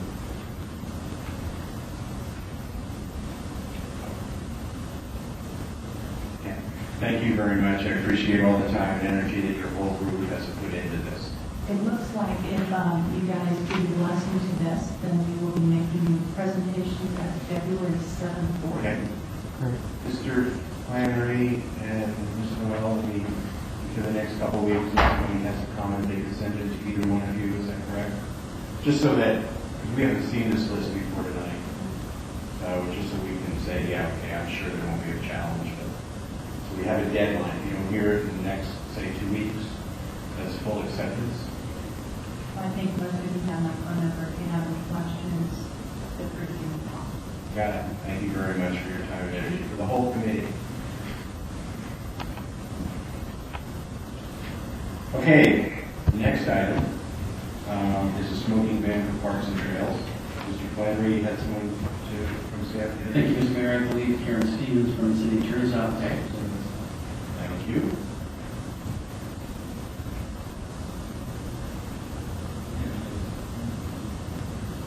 Mr. Rivera.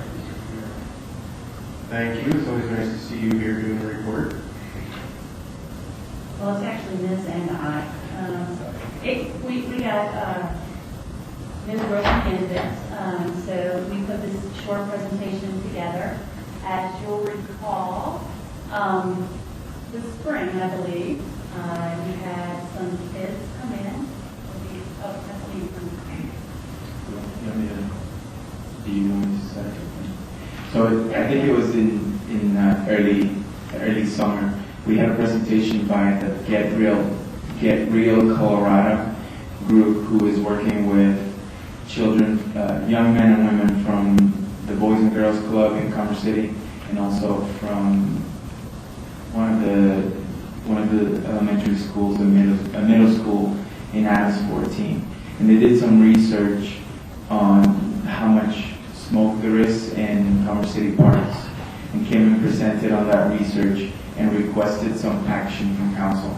Based on that request, City Council directed staff to come back with a study session item to inform you on what are the alternatives, and so that's what Karen and I were. So this, as it says, this gives you a little background. They presented us with lots of different information, and so we thought we'd highlight some of it for you about the dangers of secondhand smoke. You can read all of this. They're very good about presenting documents to substantiate these statements. Surgeon General has concluded there's no risk-free level of exposure to secondhand smoke. Secondhand smoke is responsible for an estimated 30,000 deaths among non-smokers each year in the United States. Secondhand smoke exposure causes as many as 300,000 children in the U.S. under the age of 18 months to suffer lower respiratory tract infections such as pneumonia and bronchitis. Other health and environmental issues that they noted were that Americans discard more than 175 million pounds of cigarette butts each year. Cigarette butts are often cast onto sidewalks, streets, and trails. In 2004, American Poison Control received nearly 8,000 reports of children poisoned by the ingestion of cigarette butts. So the goal of the study session is to elicit policy discussion amongst you all about the possible options available regarding this issue and to give the staff a sense of direction so that we may return to council in a few weeks' time with an action item. So what are your options? Well, you can do nothing. You can determine that it's not appropriate to regulate outside and you would rely on Colorado's Clean Indoor Air Act, which just regulates smoking indoors. You can adopt a resolution that would prohibit smoking in parks or on trails. Now that would only be enforceable if in fact you posted a sign at the entrance to those trails and those parks indicating that smoking was prohibited there. The final thing that you could do is pass an ordinance that prohibits smoking in parks or on trails. The ordinance would be effective and enforced without posting a prohibition on each entrance. Now I did see some smaller people come in, so I'm not sure that I'm not sure, but I would think that they may want to comment if you would like to hear from them. If you don't have any questions for us. Comments from council? Ms. Cheever? Thank you, Karen. I agree with all the health complications and the environmental issues. Do you feel it would be a problem to enforce this ordinance, though, if it were to pass? Well, I think the enforcement question is a great one for probably the police department, right? The question is going to be one of the resources to be able to enforce it. Clearly, if you did a resolution, you would definitely have to make sure signs were posted to be able to lawfully enforce it. But the question really, I think, comes down to would the police department have the manpower to assign resources to it, and that's more the question for them, I think, than for me. Okay, I don't know if Mr. Baker would want to come forward. And I don't smoke, nobody in my family smokes, and I don't like smoking, but it's just the enforcement part that I'm wondering could be an issue or concern. Mr. Mayor, Councilman, the enforcement issue would be the priority. Obviously, this would be very low on our priority list of calls for service, and if we had calls that were stacking and this came in, this would be the very bottom of our priority list, unfortunately. We would get to it, at the time that we have resources available. As the city continues to grow its parks and recreations, we continue to look at our approach control strategies, and we're looking at those options. We work very closely with Parks and Recs. We have foot patrolling in the parks. We're looking at bicycles to expand our presence and safety and trail system. So, yes, it would give us another tool of enforcement in those patrols. So responding to a call for service related to smoking. Mr. Bullock? Yes, I think sometimes that a lot of things are learned behavior. That if you post a sign, in the beginning people are going to ignore it or just think it isn't. But I think one person getting a citation would be enough to start a learned behavior. And I'm all for, to me, the resolution going to full extent. I know that it is going to be one of the things that we are going to call 911 and tell them that there's somebody smoking in the park and the officer is going to run right out there. But I do believe that it will make our parks a better place to go, a healthier place to go, and a cleaner place. Because if you walk through any of the parks or take the trails now and look at the cigarette butts, just count them within the first mile, you'll know what I'm talking about. If we can start changing behavior right now, it'll be a better place 2, 3, 5 years down the road. If we don't, it's going to be something we're going to deal with down the road where we can deal with it right now. And it's not going to be an enforcement issue because I know the police aren't going to run out and stop cigarette smokers. But I know that if people say, you know, it's illegal to smoke in the park, it's illegal to smoke on the trail, and we can start people to stop right now, it is better to start and stop them now than just have the issue go on for years and years, and then we deal with this again in 2 or 3 years. I will say that in our conversations with the first individual on this, her comment was that she really was looking for voluntary compliance in the sense that she would just like to see the signs posted, not necessarily that police were patrolling looking for it, because she was looking for those people who would be deterred, simply deterred by those signs, as opposed to real active enforcement of the issue. I would echo Councilman Bullock's comments. I would just add to that, I think the signage is key. We have invested as a community in our new open space here next to the Prairie Gateway, around the Arsenal, and along Second Creek, and that's going to extend over time. It would be tragic if somebody were dumb enough, frankly, to drop a cigarette in any of those areas, because it would destroy for some time the beauty of those places. I think beyond that, in our other parks, our more traditional parks, the fact that we've got children that are exposed to that, if we can limit that even a little bit by that signage, I think that's huge. I do think that it would make sense to ultimately pass an ordinance on this, even if we understand out front that it's not an element that would be actively enforced.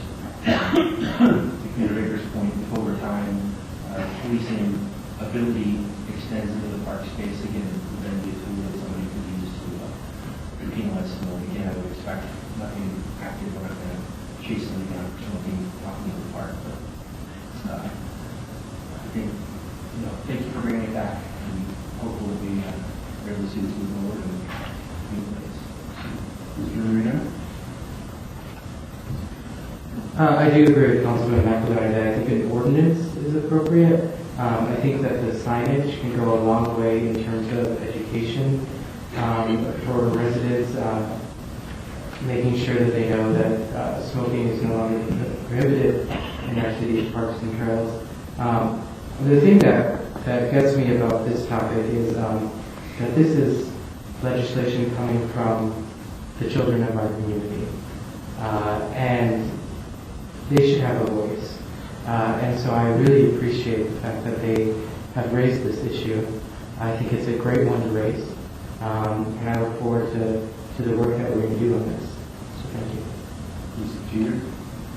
Yes, and I too will be in support of this resolution, and that signage is extremely important. It would be a deterrent. I mean, maybe people don't know, and on the trails, especially ones up north and around the Arsenal area, if they were to put a lit cigarette down or something with this drought in place, it could just cause all kinds of fires and all. So I'm in support of it as well.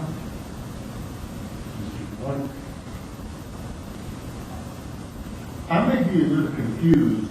Some people keep talking about an ordinance, and some people keep talking about a resolution and signage. The only signage is with the resolution. With an ordinance, you don't have to put up signs, but it's clearly prohibited, correct? That's correct. So I want to see the signage, because I want people to know what we're prohibiting, and not them guessing or finding out later that even though it's a prohibited activity, there was no sign that said it. I don't want to be playing surprise with the people. I want them to know ahead of time, when you go into these parks on these trails, it's a prohibited activity to smoke there. Yes, just because we do it by ordinance doesn't mean we couldn't also do signs. A resolution, in order to be enforceable, would absolutely have to have signs, or else you wouldn't be able to enforce it.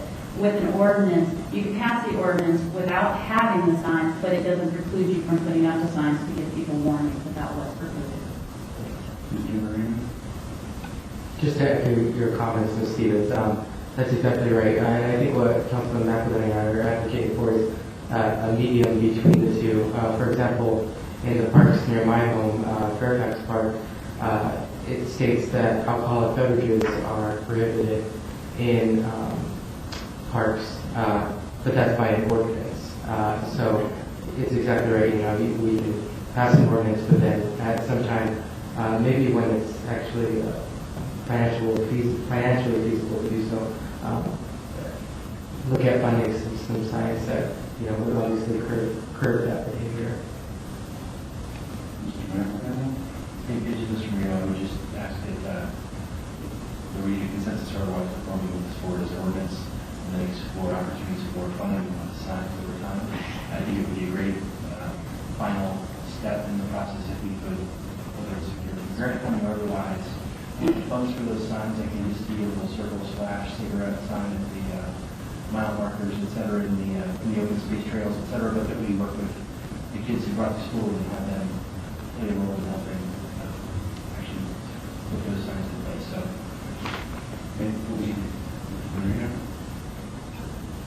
completely on the same page. If after, I would just like to request that after we do or do not receive consensus from council, that if the kids in the audience, if they would like to say something, I would really like to hear from them. Mr. Carson? I was just going to say I'm in full support of supporting this. The issue that I have is along the lines of Mr. Bullock, that I do believe we need signs. I would hate to have guests come into our city and feel that they violated something in our city without even the knowledge of it. And I do believe that the signs, the kids every day to see those who take pride in it. I think the signs there help people to say to one another, did you see the sign back there? There's no smoking. So I don't care which way this goes, as long as there are definite signs and that we don't start really moving forward on it until the signs are there and everybody's very aware of what it is that we're doing. And children, thank you for bringing this forward. I am so proud of you all. I've sat on the Get Real board for a number of years when I was actually working for a living. And to watch you guys, or you people, come up here and get this done just by asking, it's teaching you something. Would you like to introduce yourselves and then talk to us? My name is Andrea Hernandez, and I'm from Pomona, and we would just like to say thank you, and that we have worked really hard to train pass this, and we just hope that everything the things that happen. So we might be just because we doesn't mean we can't say we don't care about other people's thoughts. Speaking of things, I actually care about other people's thoughts. And that's why I jumped in this group, the Get Real group. Is the other people with a better future and not have to be worrying about health problems their whole life. Congratulations to you all. You all did great. And why don't the rest of you stand up just so we can see you? Yes.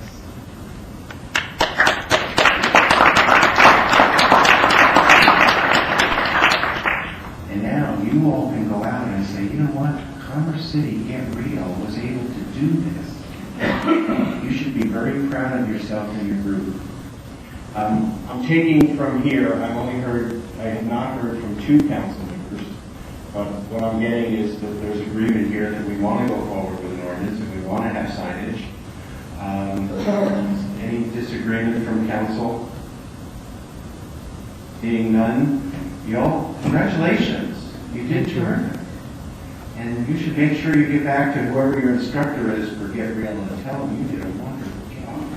Did she come tonight? I don't. Oh, there. Okay.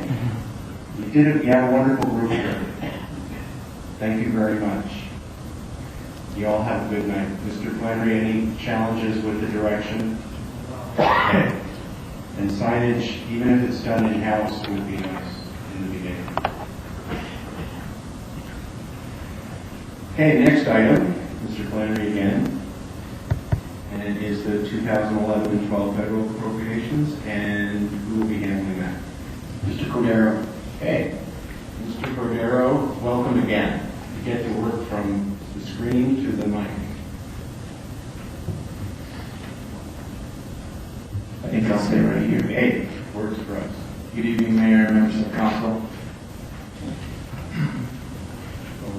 So, as is customary, we're bringing to you a presentation about the current federal legislative weather, temperature, and also to begin, we want to begin a brief discussion around what will be the appropriation priorities for 2012.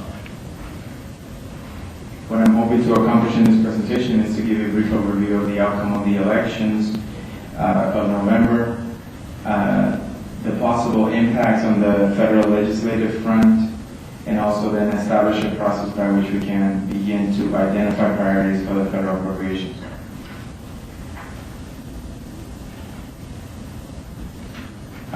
We had here in the pictures you have Senator Mark Udall, Senator Bennett, and Congressman Ed Perlmutter. The three of actually two of them were up for re-election this year in November.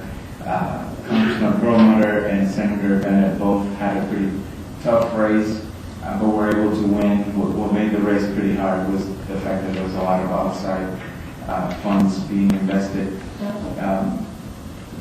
Congresswoman Diana DeGette, whose picture's not there, is also sometimes a member of the delegation that we talk to when we're in Washington, or that our lobbyists talk to in terms of projects that have to do with cooperation with the city of Denver. She did not have, she was not up for re-election in November. The outcome of the election, I think most people know already. The Senate is now, it remains under the Democratic Party control. The House of Representatives now is under Republican control. And if you're looking at the picture that I have there, the two graphics, those are from this year's, the current session, the 111th Senate and House. When we have the new graphics for the 112th House, most of the seats that are blue, not all of the seats that are blue, would be red, and the reds would be blue. So what that entails is basically a pretty divided Congress. And so what does it mean? Will it mean gridlock, as some people predict, or will it mean an opportunity for compromise? Sometimes things really depend on perspective. Depending on how you look at it, sometimes gridlock can be good, depending on who you are. In the meantime, though, there's a lot of work to be done, and there's a lame duck session going on right now, so we have to make sure that we know what's going on. Some folks say that when the House and Senate are divided, then the power goes to the executive level, and so we can look to see where there might be a lot of rulemaking that takes over what normally legislation would do during times when the House and the Senate are controlled by the same party. I promise you, this is the last cartoon. So, what are the issues that this lane that are going to have to be addressed? Right now, we're looking at a looming deficit. There's increased debt, and I have a slide on that. There are the expiring tax credits, which everyone's talking about right now. The expiring benefits for the unemployed. The economic crisis that is above everything. There's Don't Ask, Don't Tell, and there's also the DREAM Act.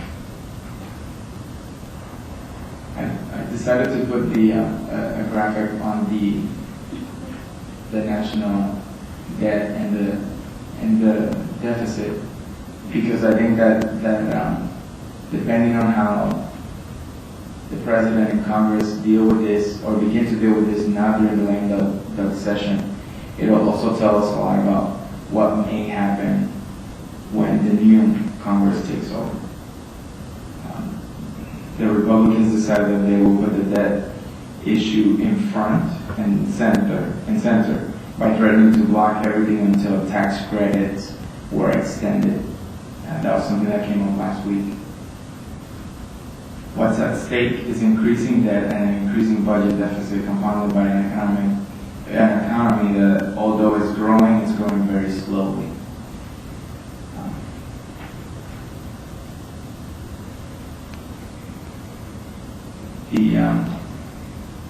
Then last week, the president struck a deal with the Republican leadership and presented a plan to meet the Republican requests and also provide benefits to the unemployed. At the very beginning of the presentation, there were a lot of folks that said that it probably wasn't a good deal. They felt like the president gave away the house. But later on, in fact yesterday, critics began to change their minds, they were saying that the tax deal, this quote I got from Rogers says, President Obama's tax deal with Republicans will likely win, grudgingly passage in Congress. Backers and critics agree. There was also a procedural vote today in the Senate that passed with 60 votes, which leads us to believe that the package can go through. What I think would be good from our perspective is that this is what we have to expect coming January when the new Congress comes. But what should we watch out for? The things that we must keep in our radar are a divided federal government. Could be good, but we don't know. What will be the input or the impact of freshman members of Congress? And it's about a third of the new Congress that's going to be freshman congressmen, senators, and representatives. Healthcare, there will be attempts to repeal the Healthcare Act, either a portion of it or the entire thing. There will be also energy legislation and rulemaking that will impact states like Colorado. Hopefully there will be transportation and infrastructure legislation coming through, but that depends on on how the economy is doing. And then there will be renewed calls for a moratorium and appropriations. And that's something that came up a few weeks ago, but now it's sort of quiet. With that, I would like to move into the draft appropriations for 2012. In your packets, I provided a copy of the projects that we submitted last year. They look like this.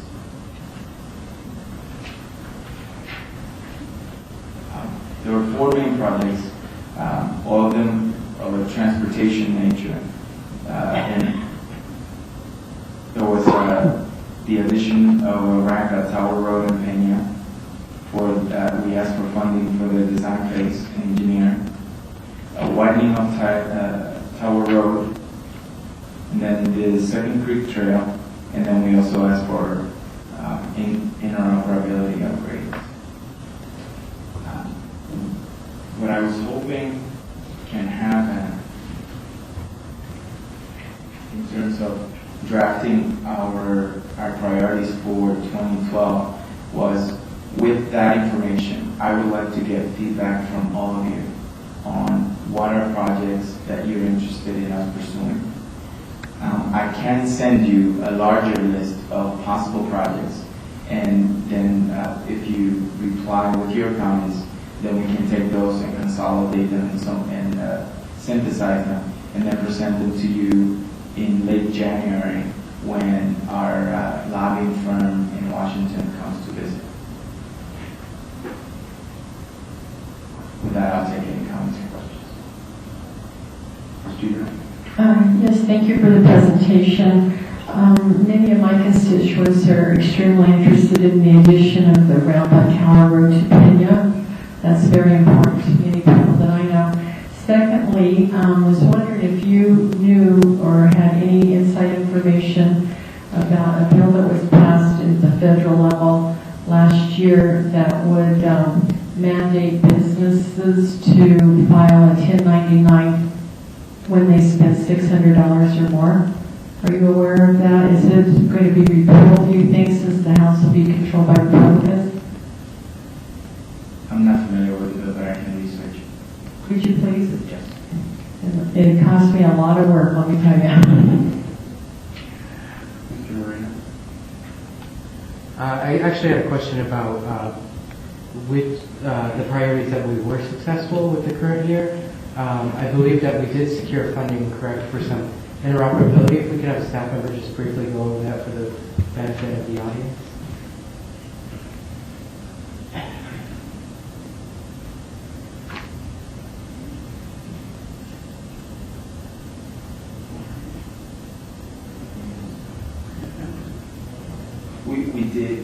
We were awarded funds for interoperability, and I believe those were funds that we applied for the 2010, so a couple of years ago.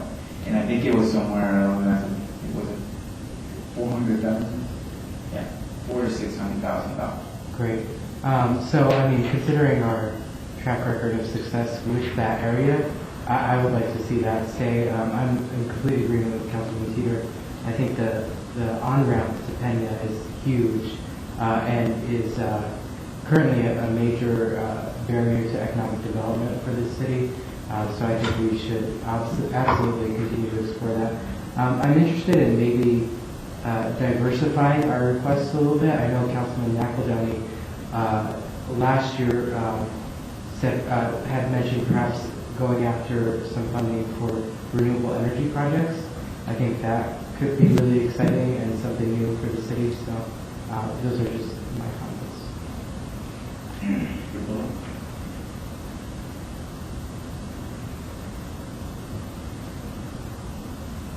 Yes, did we, the funding for the intersection of 96 and Highway 2, where did that come from? Was that state?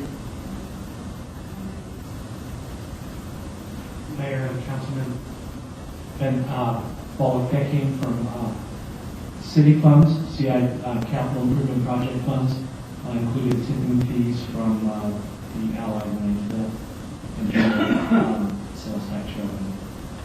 Is that completely funded, or is that going to require additional funding to finish up that whole project? It is completely funded. Okay. In addition to the ramp on Tower Road in Virginia, I was thinking that you package together the ramp and the widening of Tower Road into one package, where it doesn't seem like we're asking for two separate funding items. And I also noticed that in the speech and written correspondence that he gave this year, that Senator Albert was talking about no more earmarks. And I know that there were a lot of congressmen and senators that said that, and then they realized that that is the bread and butter of their communities, and to not do any earmarks basically puts them at a disadvantage if everybody doesn't do it. Has he backtracked on those statements, or is he still holding fast to them? Well, as far as our delegation, Senator Udall was very upfront about not submitting for any appropriations. And I have not heard otherwise. I have not heard that he's changed his mind. Now, in the Senate, the minority, the leader of the minority, which is the Republican, right now, recommended that there be no appropriations for next year. And I think that there was a vote taken in caucus, and it did not have to fail. That's my opinion.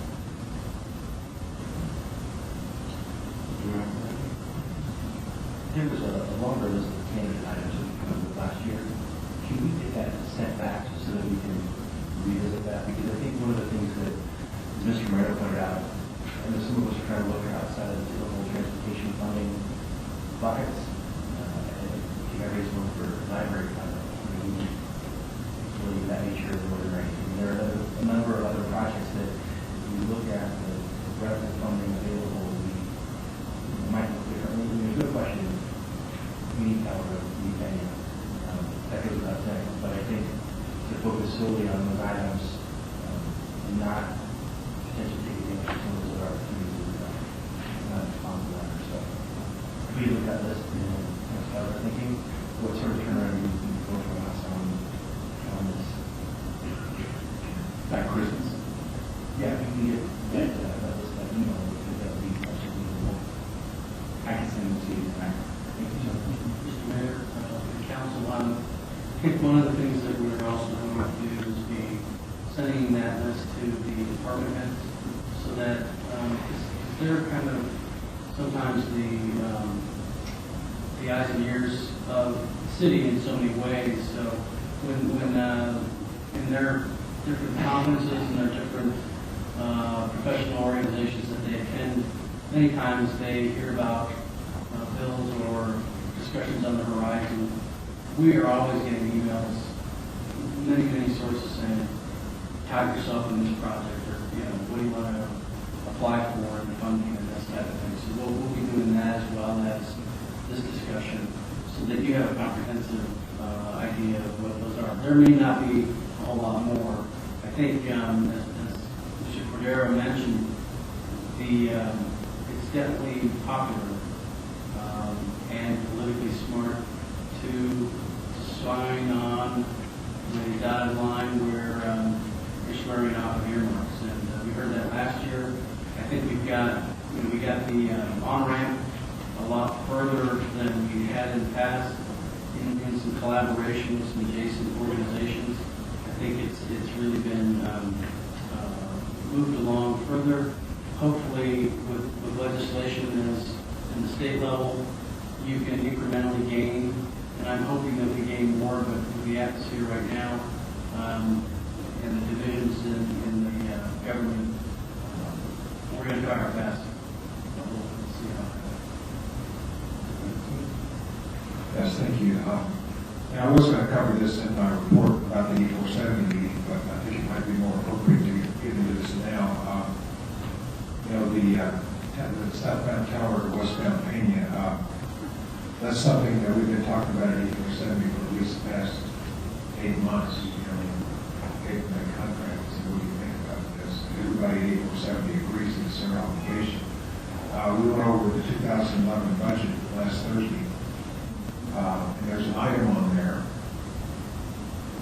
for $10,940,000 for 2012, and it's unfunded right now, but it will be funded in 2012. And I asked the specific question, what does this mean about when the groundbreaking is going to occur? And they said sometime in 2012. So let's hope this money that we're seeking from the feds is for the design and right-of-way. Is that correct, Mr. That's for the $10,940,000 that E470 will supply is for the actual construction of the project. This is design and engineering level. Right.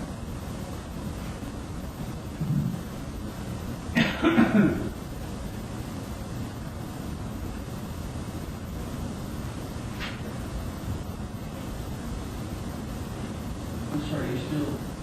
That's what I was wondering. I don't know whether Mr. Benz is waiting for an answer. Does anybody have an answer for that? Councilmember Benson, I believe when we asked for it originally, we were looking at some engineering and design of a segment of the project as a part of the Tower Road, so it was the first portion of it. So we would need to relook at our budget numbers and look with E470 and what we're looking for as well. E470 said $10,940,000. Is that going to be enough? It could be. We'd have to pull out our latest budget estimate. I don't have it off the top of my head. I'm just saying we need to, I know that there have been some meetings, Mr. Flannery and I had a meeting with the executive director of Equal 70, and I know you've had some other meetings with them. If it's going to be more than that, we need to meet with them and make that clear, because there's nothing in our contract. Our contract was entered into in 1995, and there's nothing in there that says that they're obligated for a certain amount of money. It's just going to be whatever it costs at the time that they choose to build it. And of course, that's triggered as of January 1st of 2012. And they told me last Thursday, 2012, there should be some groundbreaking to get this started. Mr. Mayor, to piggyback on Councilmember Benson's comments, the meetings that we had with them, they have said that the amount would be around that $10 million number. And they hadn't sharpened their pencils at the time that we spoke, but I think that number is pretty accurate. Good, okay. But if it comes in after, let's get with them and have a discussion before this time next year. Okay. Thank you. Mr. Carson? Ms. I was just going to ask you your opinion with the atmosphere that's out there now on appropriations. Are we better off, do you think, to just find one or two that we really want and submit that, or submit a list and let them pick through? That's a great question, Councilwoman Carson. I think I would leave that to the experts, and when you get to visit with our lobbying team, they'll have a better answer for you on that. Now, and on the side can be that we can see that if appropriations are not the way things go, there may be an uptick in grants, which is what tends to happen when those years when there's not a lot of appropriations. And that's something we're also sort of keeping our ears open for and making sure that we stay on top of. Also, I think, as Ms. mentioned, sorry, thank you.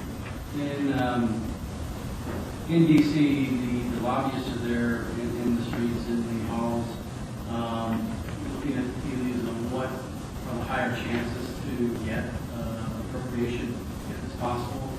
I think we knew fairly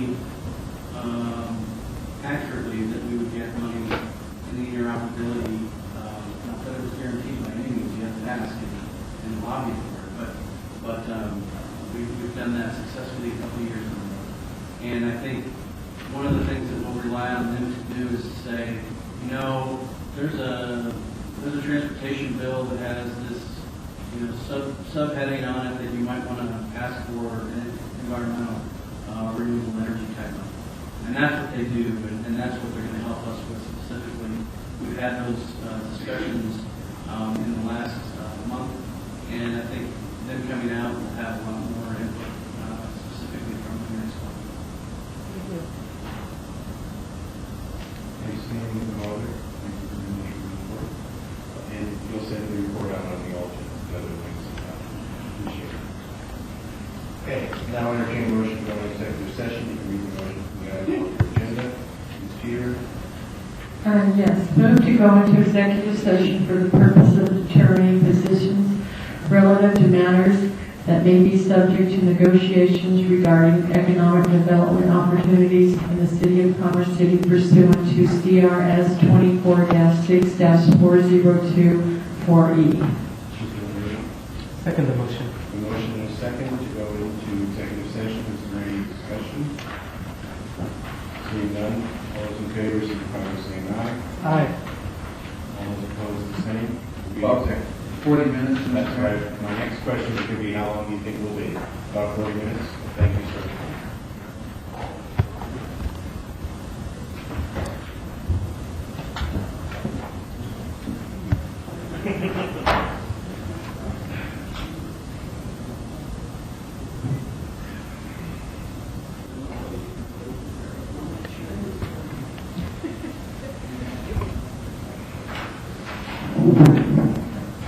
We've all gone fool around. We're in executive session. We get all the information we ask for quality. Nice job.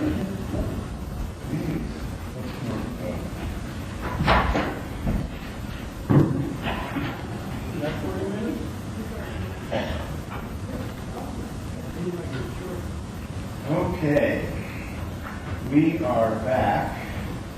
No action to be taken. This information items.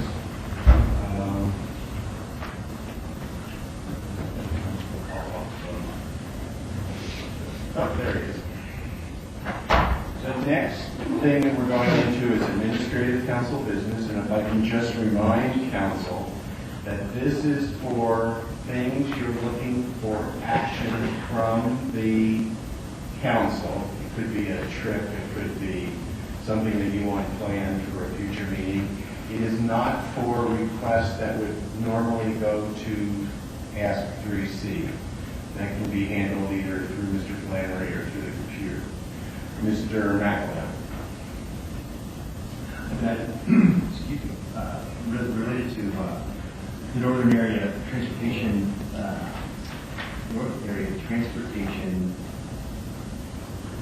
Alliance. Thank you. I lost the word.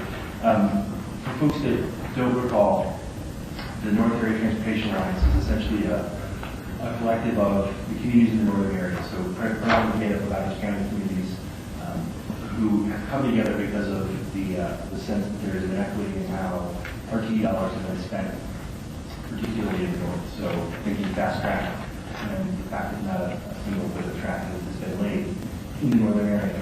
The mayor sits as the primary on that committee, I sit as the alternate. Unfortunately, this past Wednesday with the mayor out of town, I had a competing obligation, wasn't able to attend.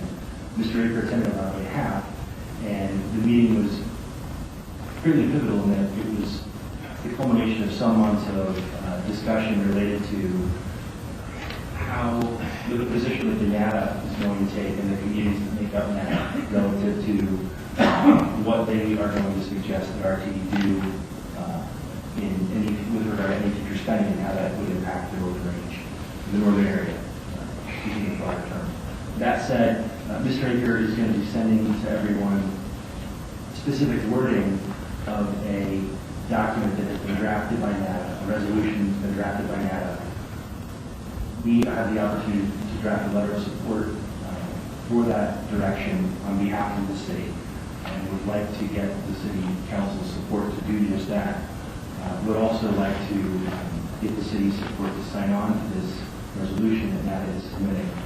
In very simple terms, the latest resolution proposes that RTD use $305 million and then outlines specific scenarios for various sales tax increases to be considered, and that, in effect, before any further dollars are spent on any of the other regions, that dollars need to be spent here in Norway.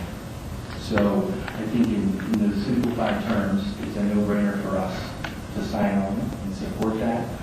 I can't, in having reviewed it, see any gotchas or elements that don't account for Commerce City as equally as any other party in the NATA discussions. I don't know if the mayor wants to chime in or Mr. Aker, but I would seek the council's support for forwarding that along. Again, Mr. Aker will send along the details so everyone can see the specifics there. And I would like to actually push it off to you since you were at that meeting. I'm going to make a comment when you're done, but I would like you to make a recommendation, sir. Okay. Thank you, Mayor and Councilmember McAdam and members of the council.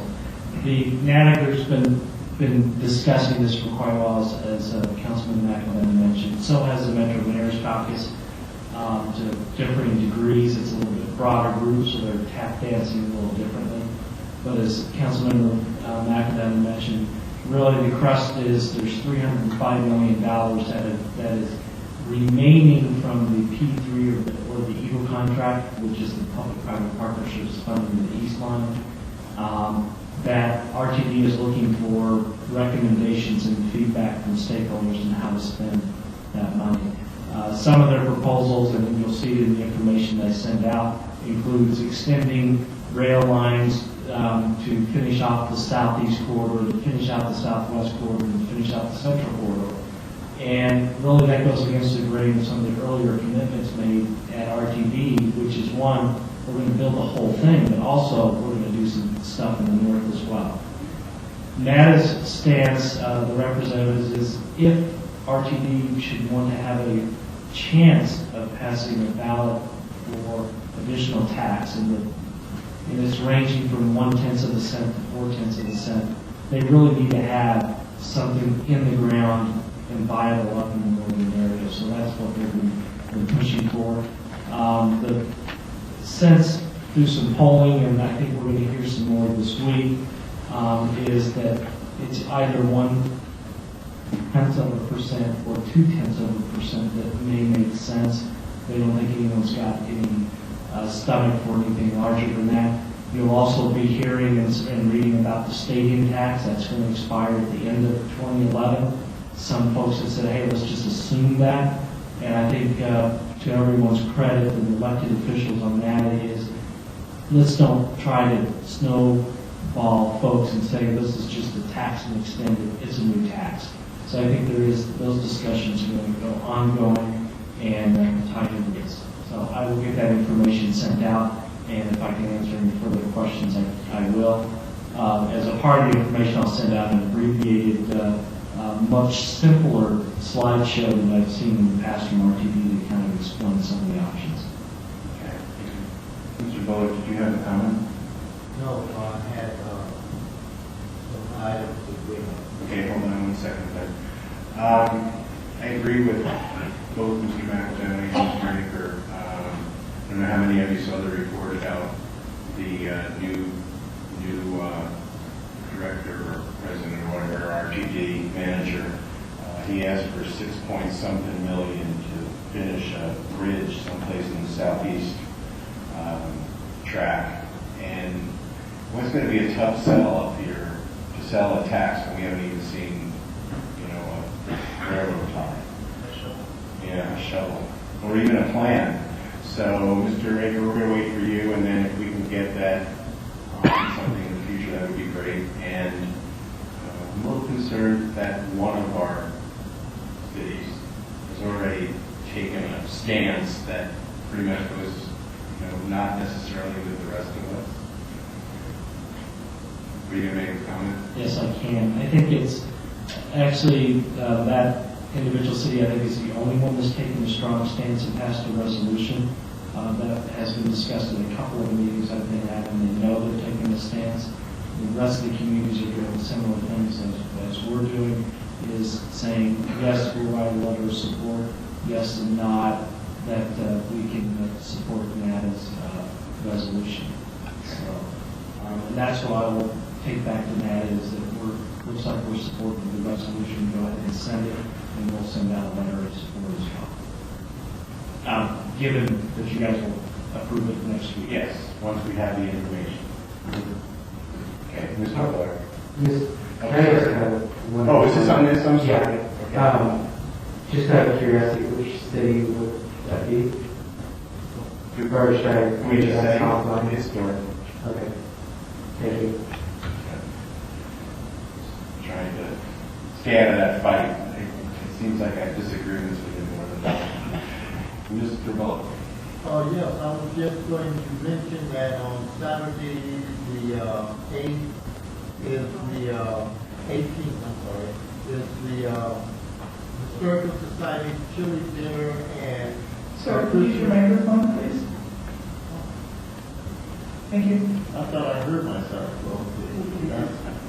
On Saturday, the 18th is the Historical Society chili dinner and Christmas lights tour. Starts at 5 over at the Our Savior Lutheran Church, and they have a bus that's going to go around, and they're going to judge Christmas lights in the northern and the southern area of the city and give prizes out for the top 5. Also, tomorrow night is the senior forum we're having at the Work Manor from 4 to 6. And I noticed on our dais that there's an agenda for it, and I've got a little bit of, it's just not hitting me in the right spot, this agenda, because of the first time we did the senior summit, council as a whole did the senior summit. And now it seems like what we have asked is being taken away, but I imagine we will take care of it tomorrow night as a council. Are you giving your report? No, this is part of the agenda that's sitting right there. No, I'm sorry. Well, you're an administrative business thing. This is What? going to be an administrative item that is coming up tomorrow, the senior summit. Okay. Anything else, sir? No. Okay. Did you have a new item? An item on that. An item on that. Now, is it part of reports, or are you looking for the council to take some action? I can save the comment, I guess, but it is a comment directly related to what Mr. Bullock has brought up. What we're trying to do is to get these into the categories that they should be, just so that they don't interact and you don't wind up just putting them back together again. It's your call. Can you wait till reports? Well, since we're already Then on do the it. subject, Go ahead. I share Mr. Bullock's concerns, and here's the thing: is just that the first senior summit was a meeting between the council and the seniors. It appears that I don't question at all staff's role in the meeting. I think that's very necessary and important. The only thing that I guess caution against is staff running the meeting. Just because the reason why the seniors were able to be so open and frank the first time was because they were having a direct conversation with their elected officials. So that, I guess that's just the only hesitation I have regarding the agenda. I don't see that being a problem tomorrow. I don't see anybody on this council who sits back so far that they can't take control over wherever they are. Okay, I received a letter, which I think all of you received also, from the Historic Society, requesting additional monies. And because I received the letter, what I did is I asked if we could get some idea on what the cost might be. I did get an email back, and just so you know what those numbers were, water in that building spent $91.82 a month on average. Gas and electric spent $153.38 a month. The phone was $40. Maintenance is only $200 a year, but it's still a number. And insurance, just as a quick quote, was about $1,200 a year. When you total all that up, it's $26,000 that they're really asking us to finance, and that would be in addition to the $18,000 that we've already put into this. I mean, this is a council decision, but looking at the fact that staff has kept our budget in line, kind of have a question as to whether we could afford another $26,000, and not that I don't think the Historic Society is very important, but we have we've already put $18,000 into this, and I understand they don't have the money. I understand all of those, but this is going to take some direction from council in that if we're looking to put another 26, and these numbers are for when this building is not occupied. I would imagine gas, electric, and water is going to go up if we actually have people in it doing things. So I don't know. I'm not looking for an action on this particular request, but what I'm looking for from council is this something that we want to have staff look at any further? Mr. Marino, is this different? Oh, different. Mr. Benson, is it on this or different? Well, it's on this. Is there any implication that the $26,000 would not be used in a proper manner?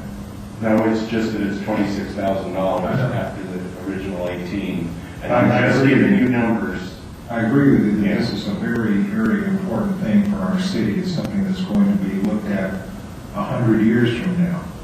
And they're going to look back and say, these people preserved the history of this city.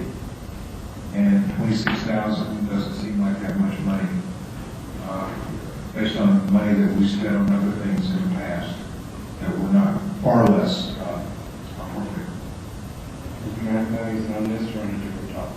It's on this. I guess one of my questions is obviously we weren't expecting a $26,000 uptick in expenditure because we were transitioning those dollars to cover the facilities that then are going to be raised at the MSC, right? So those dollars were essentially reprogrammed to continue to function for which they were previously being spent.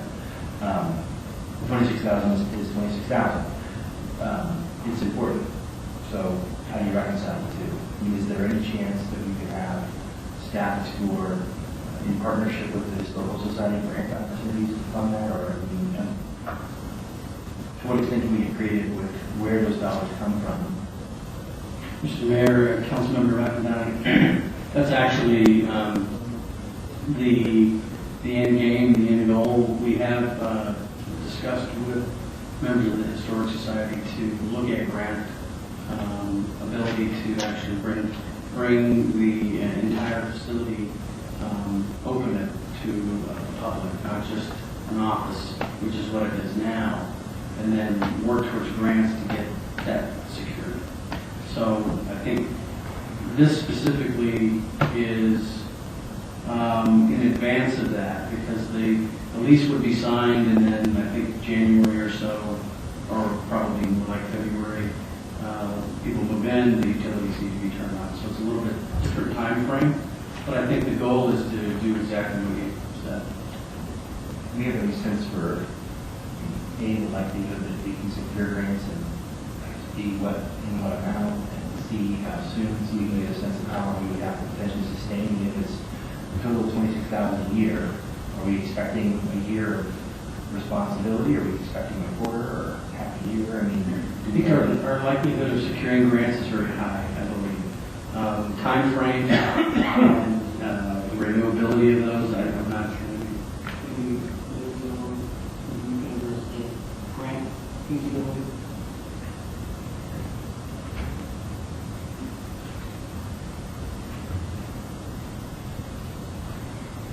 We already started looking at some stuff. There's 2 grants that we've already sent to the Historical Society that at first glance looked like they would be appropriate and useful to them, but when we looked at them carefully, they weren't qualified to apply. So we're still looking. Mr. Marino, on this topic, or anything like that? Just wanted to weigh in a bit on this topic. I'm in agreement with Mr. Martin. I think the more pertinent thing to do is to research those grant opportunities. Since they are a nonprofit organization, they do qualify for those grant funds. So I would look at that, and if that's not a feasible opportunity, that's something that's a bridge the council could cross and come to. What I think I'm hearing from council, correct me if I'm wrong, is you're still going to work on the grant side of this, but that unless we come back with an answer from you, that no further action will be taken by us. Is that what I understand here? Yes? Okay. Mr. Planner, does that work for you? Yes, sir. Is it enough direction? It is. Okay. I would like to ask the council to go back to one of your other items on the meeting tomorrow. Is it the council's desire to run that meeting as a council meeting? And if so, then the mayor would then be basically the chair of that meeting, just like a council meeting. I mean, I'm just asking what the thought is. Could I defer my position to Mr. Marino, since he's the one that started that? Would that be okay? Mr. Marino, would that be okay with you? Sure. Do you want me to respond now? Please. No, not in terms of an actual council meeting with the formality of the council meeting. I mean it just in terms of Town hall. yes, exactly, town hall. Just like last time. Absolutely. So in that case, and I didn't have the ability to attend that, but I'll be there tomorrow. Would you then be kind of like the master of ceremonies, and would you be bringing staff up to present? I don't know. I want to make sure that we meet what you're wanting to do. Absolutely. I think what's getting lost in translation a little bit is just that the last meeting was so informal, and we're moving towards a more formal process. At the last meeting, I was the person to introduce council members, get the discussion going, kind of frame the discussion. I'm okay with doing that again if the council sees fit. If not, we can turn it over to staff. Council, do you have any challenge with Mr. Marino?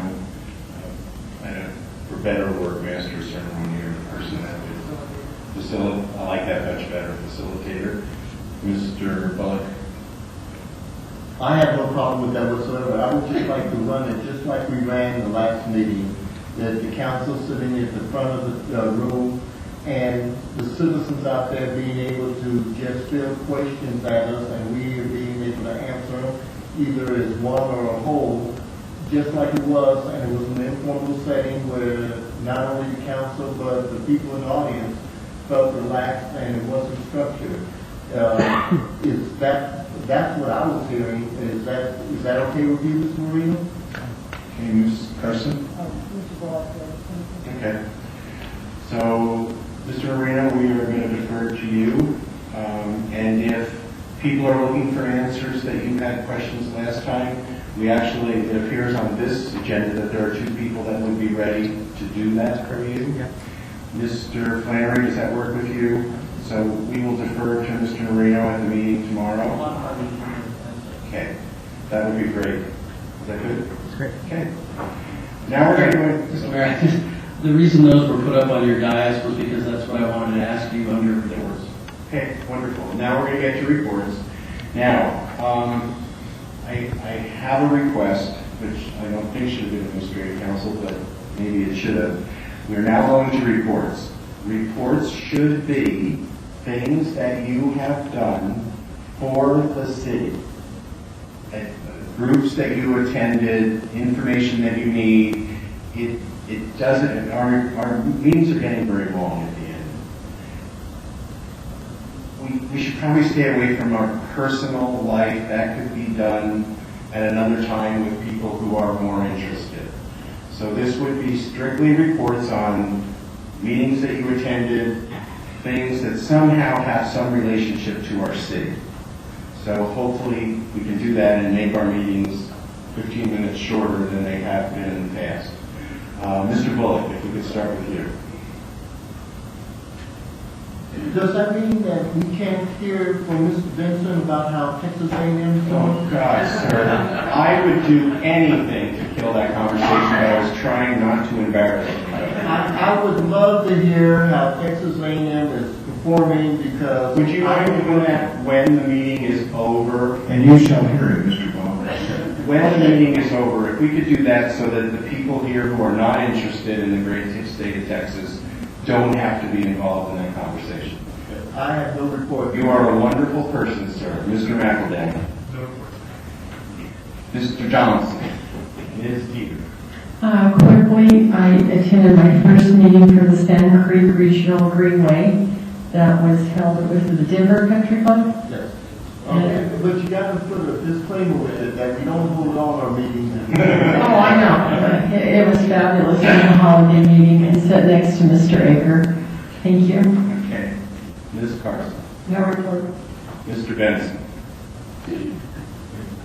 Yes, well, back on the 7th, went to the Home for the Holidays. I think Mr. Bullock and Ms. Snyder and I were there to send the council chambers. We had a fairly good turnout. I want to thank the staff for the work that they did in getting the council chambers ready for that and doing all the cleanup work that resulted after that.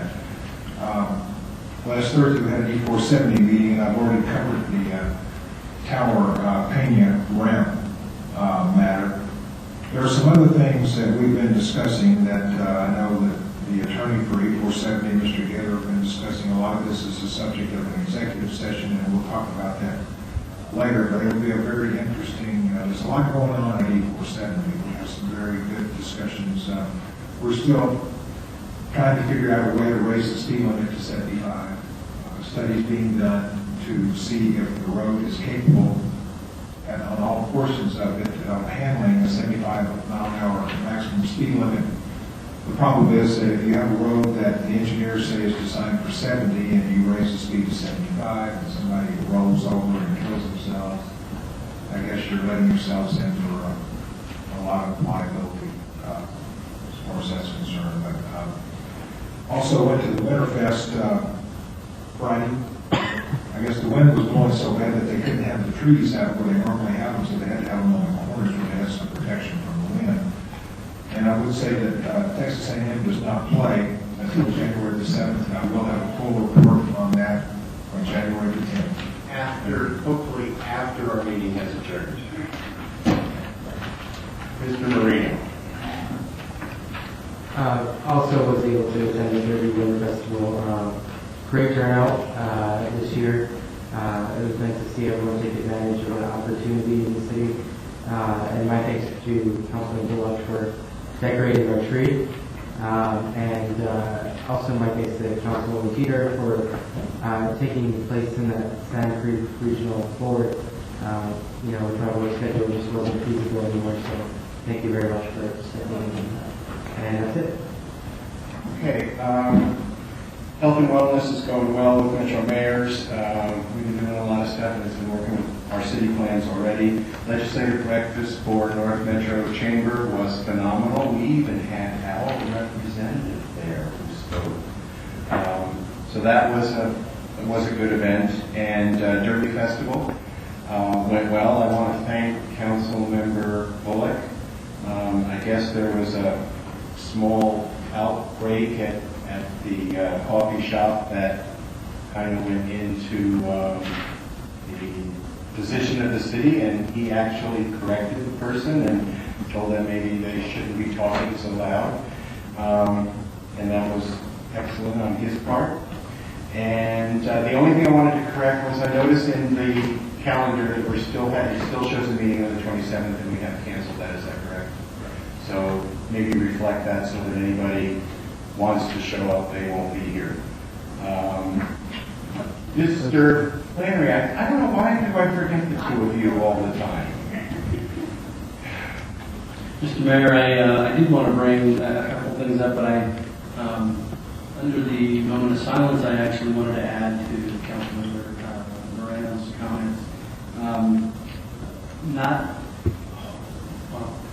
Mr. Buckley, Patrick Buckley, was in a car accident while I was out of town last week, and he's in the hospital. He's our building official, for those of you who may remember. But we wish him very well and keep him in your prayers. Also, you may have noticed some compadres to my right. This is actually, I think it's going to be a very good utility for a number of different types of meetings. Was the planning commission like this?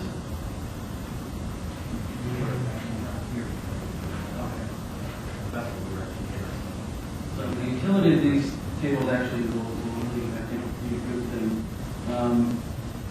Just wanted to mention, we did, in the leadership team, talk about the tables and departments. We resoundingly went the same direction as the council did when you said no to the study session format. They resoundingly said that they like to sit where they're at, so wherever they want.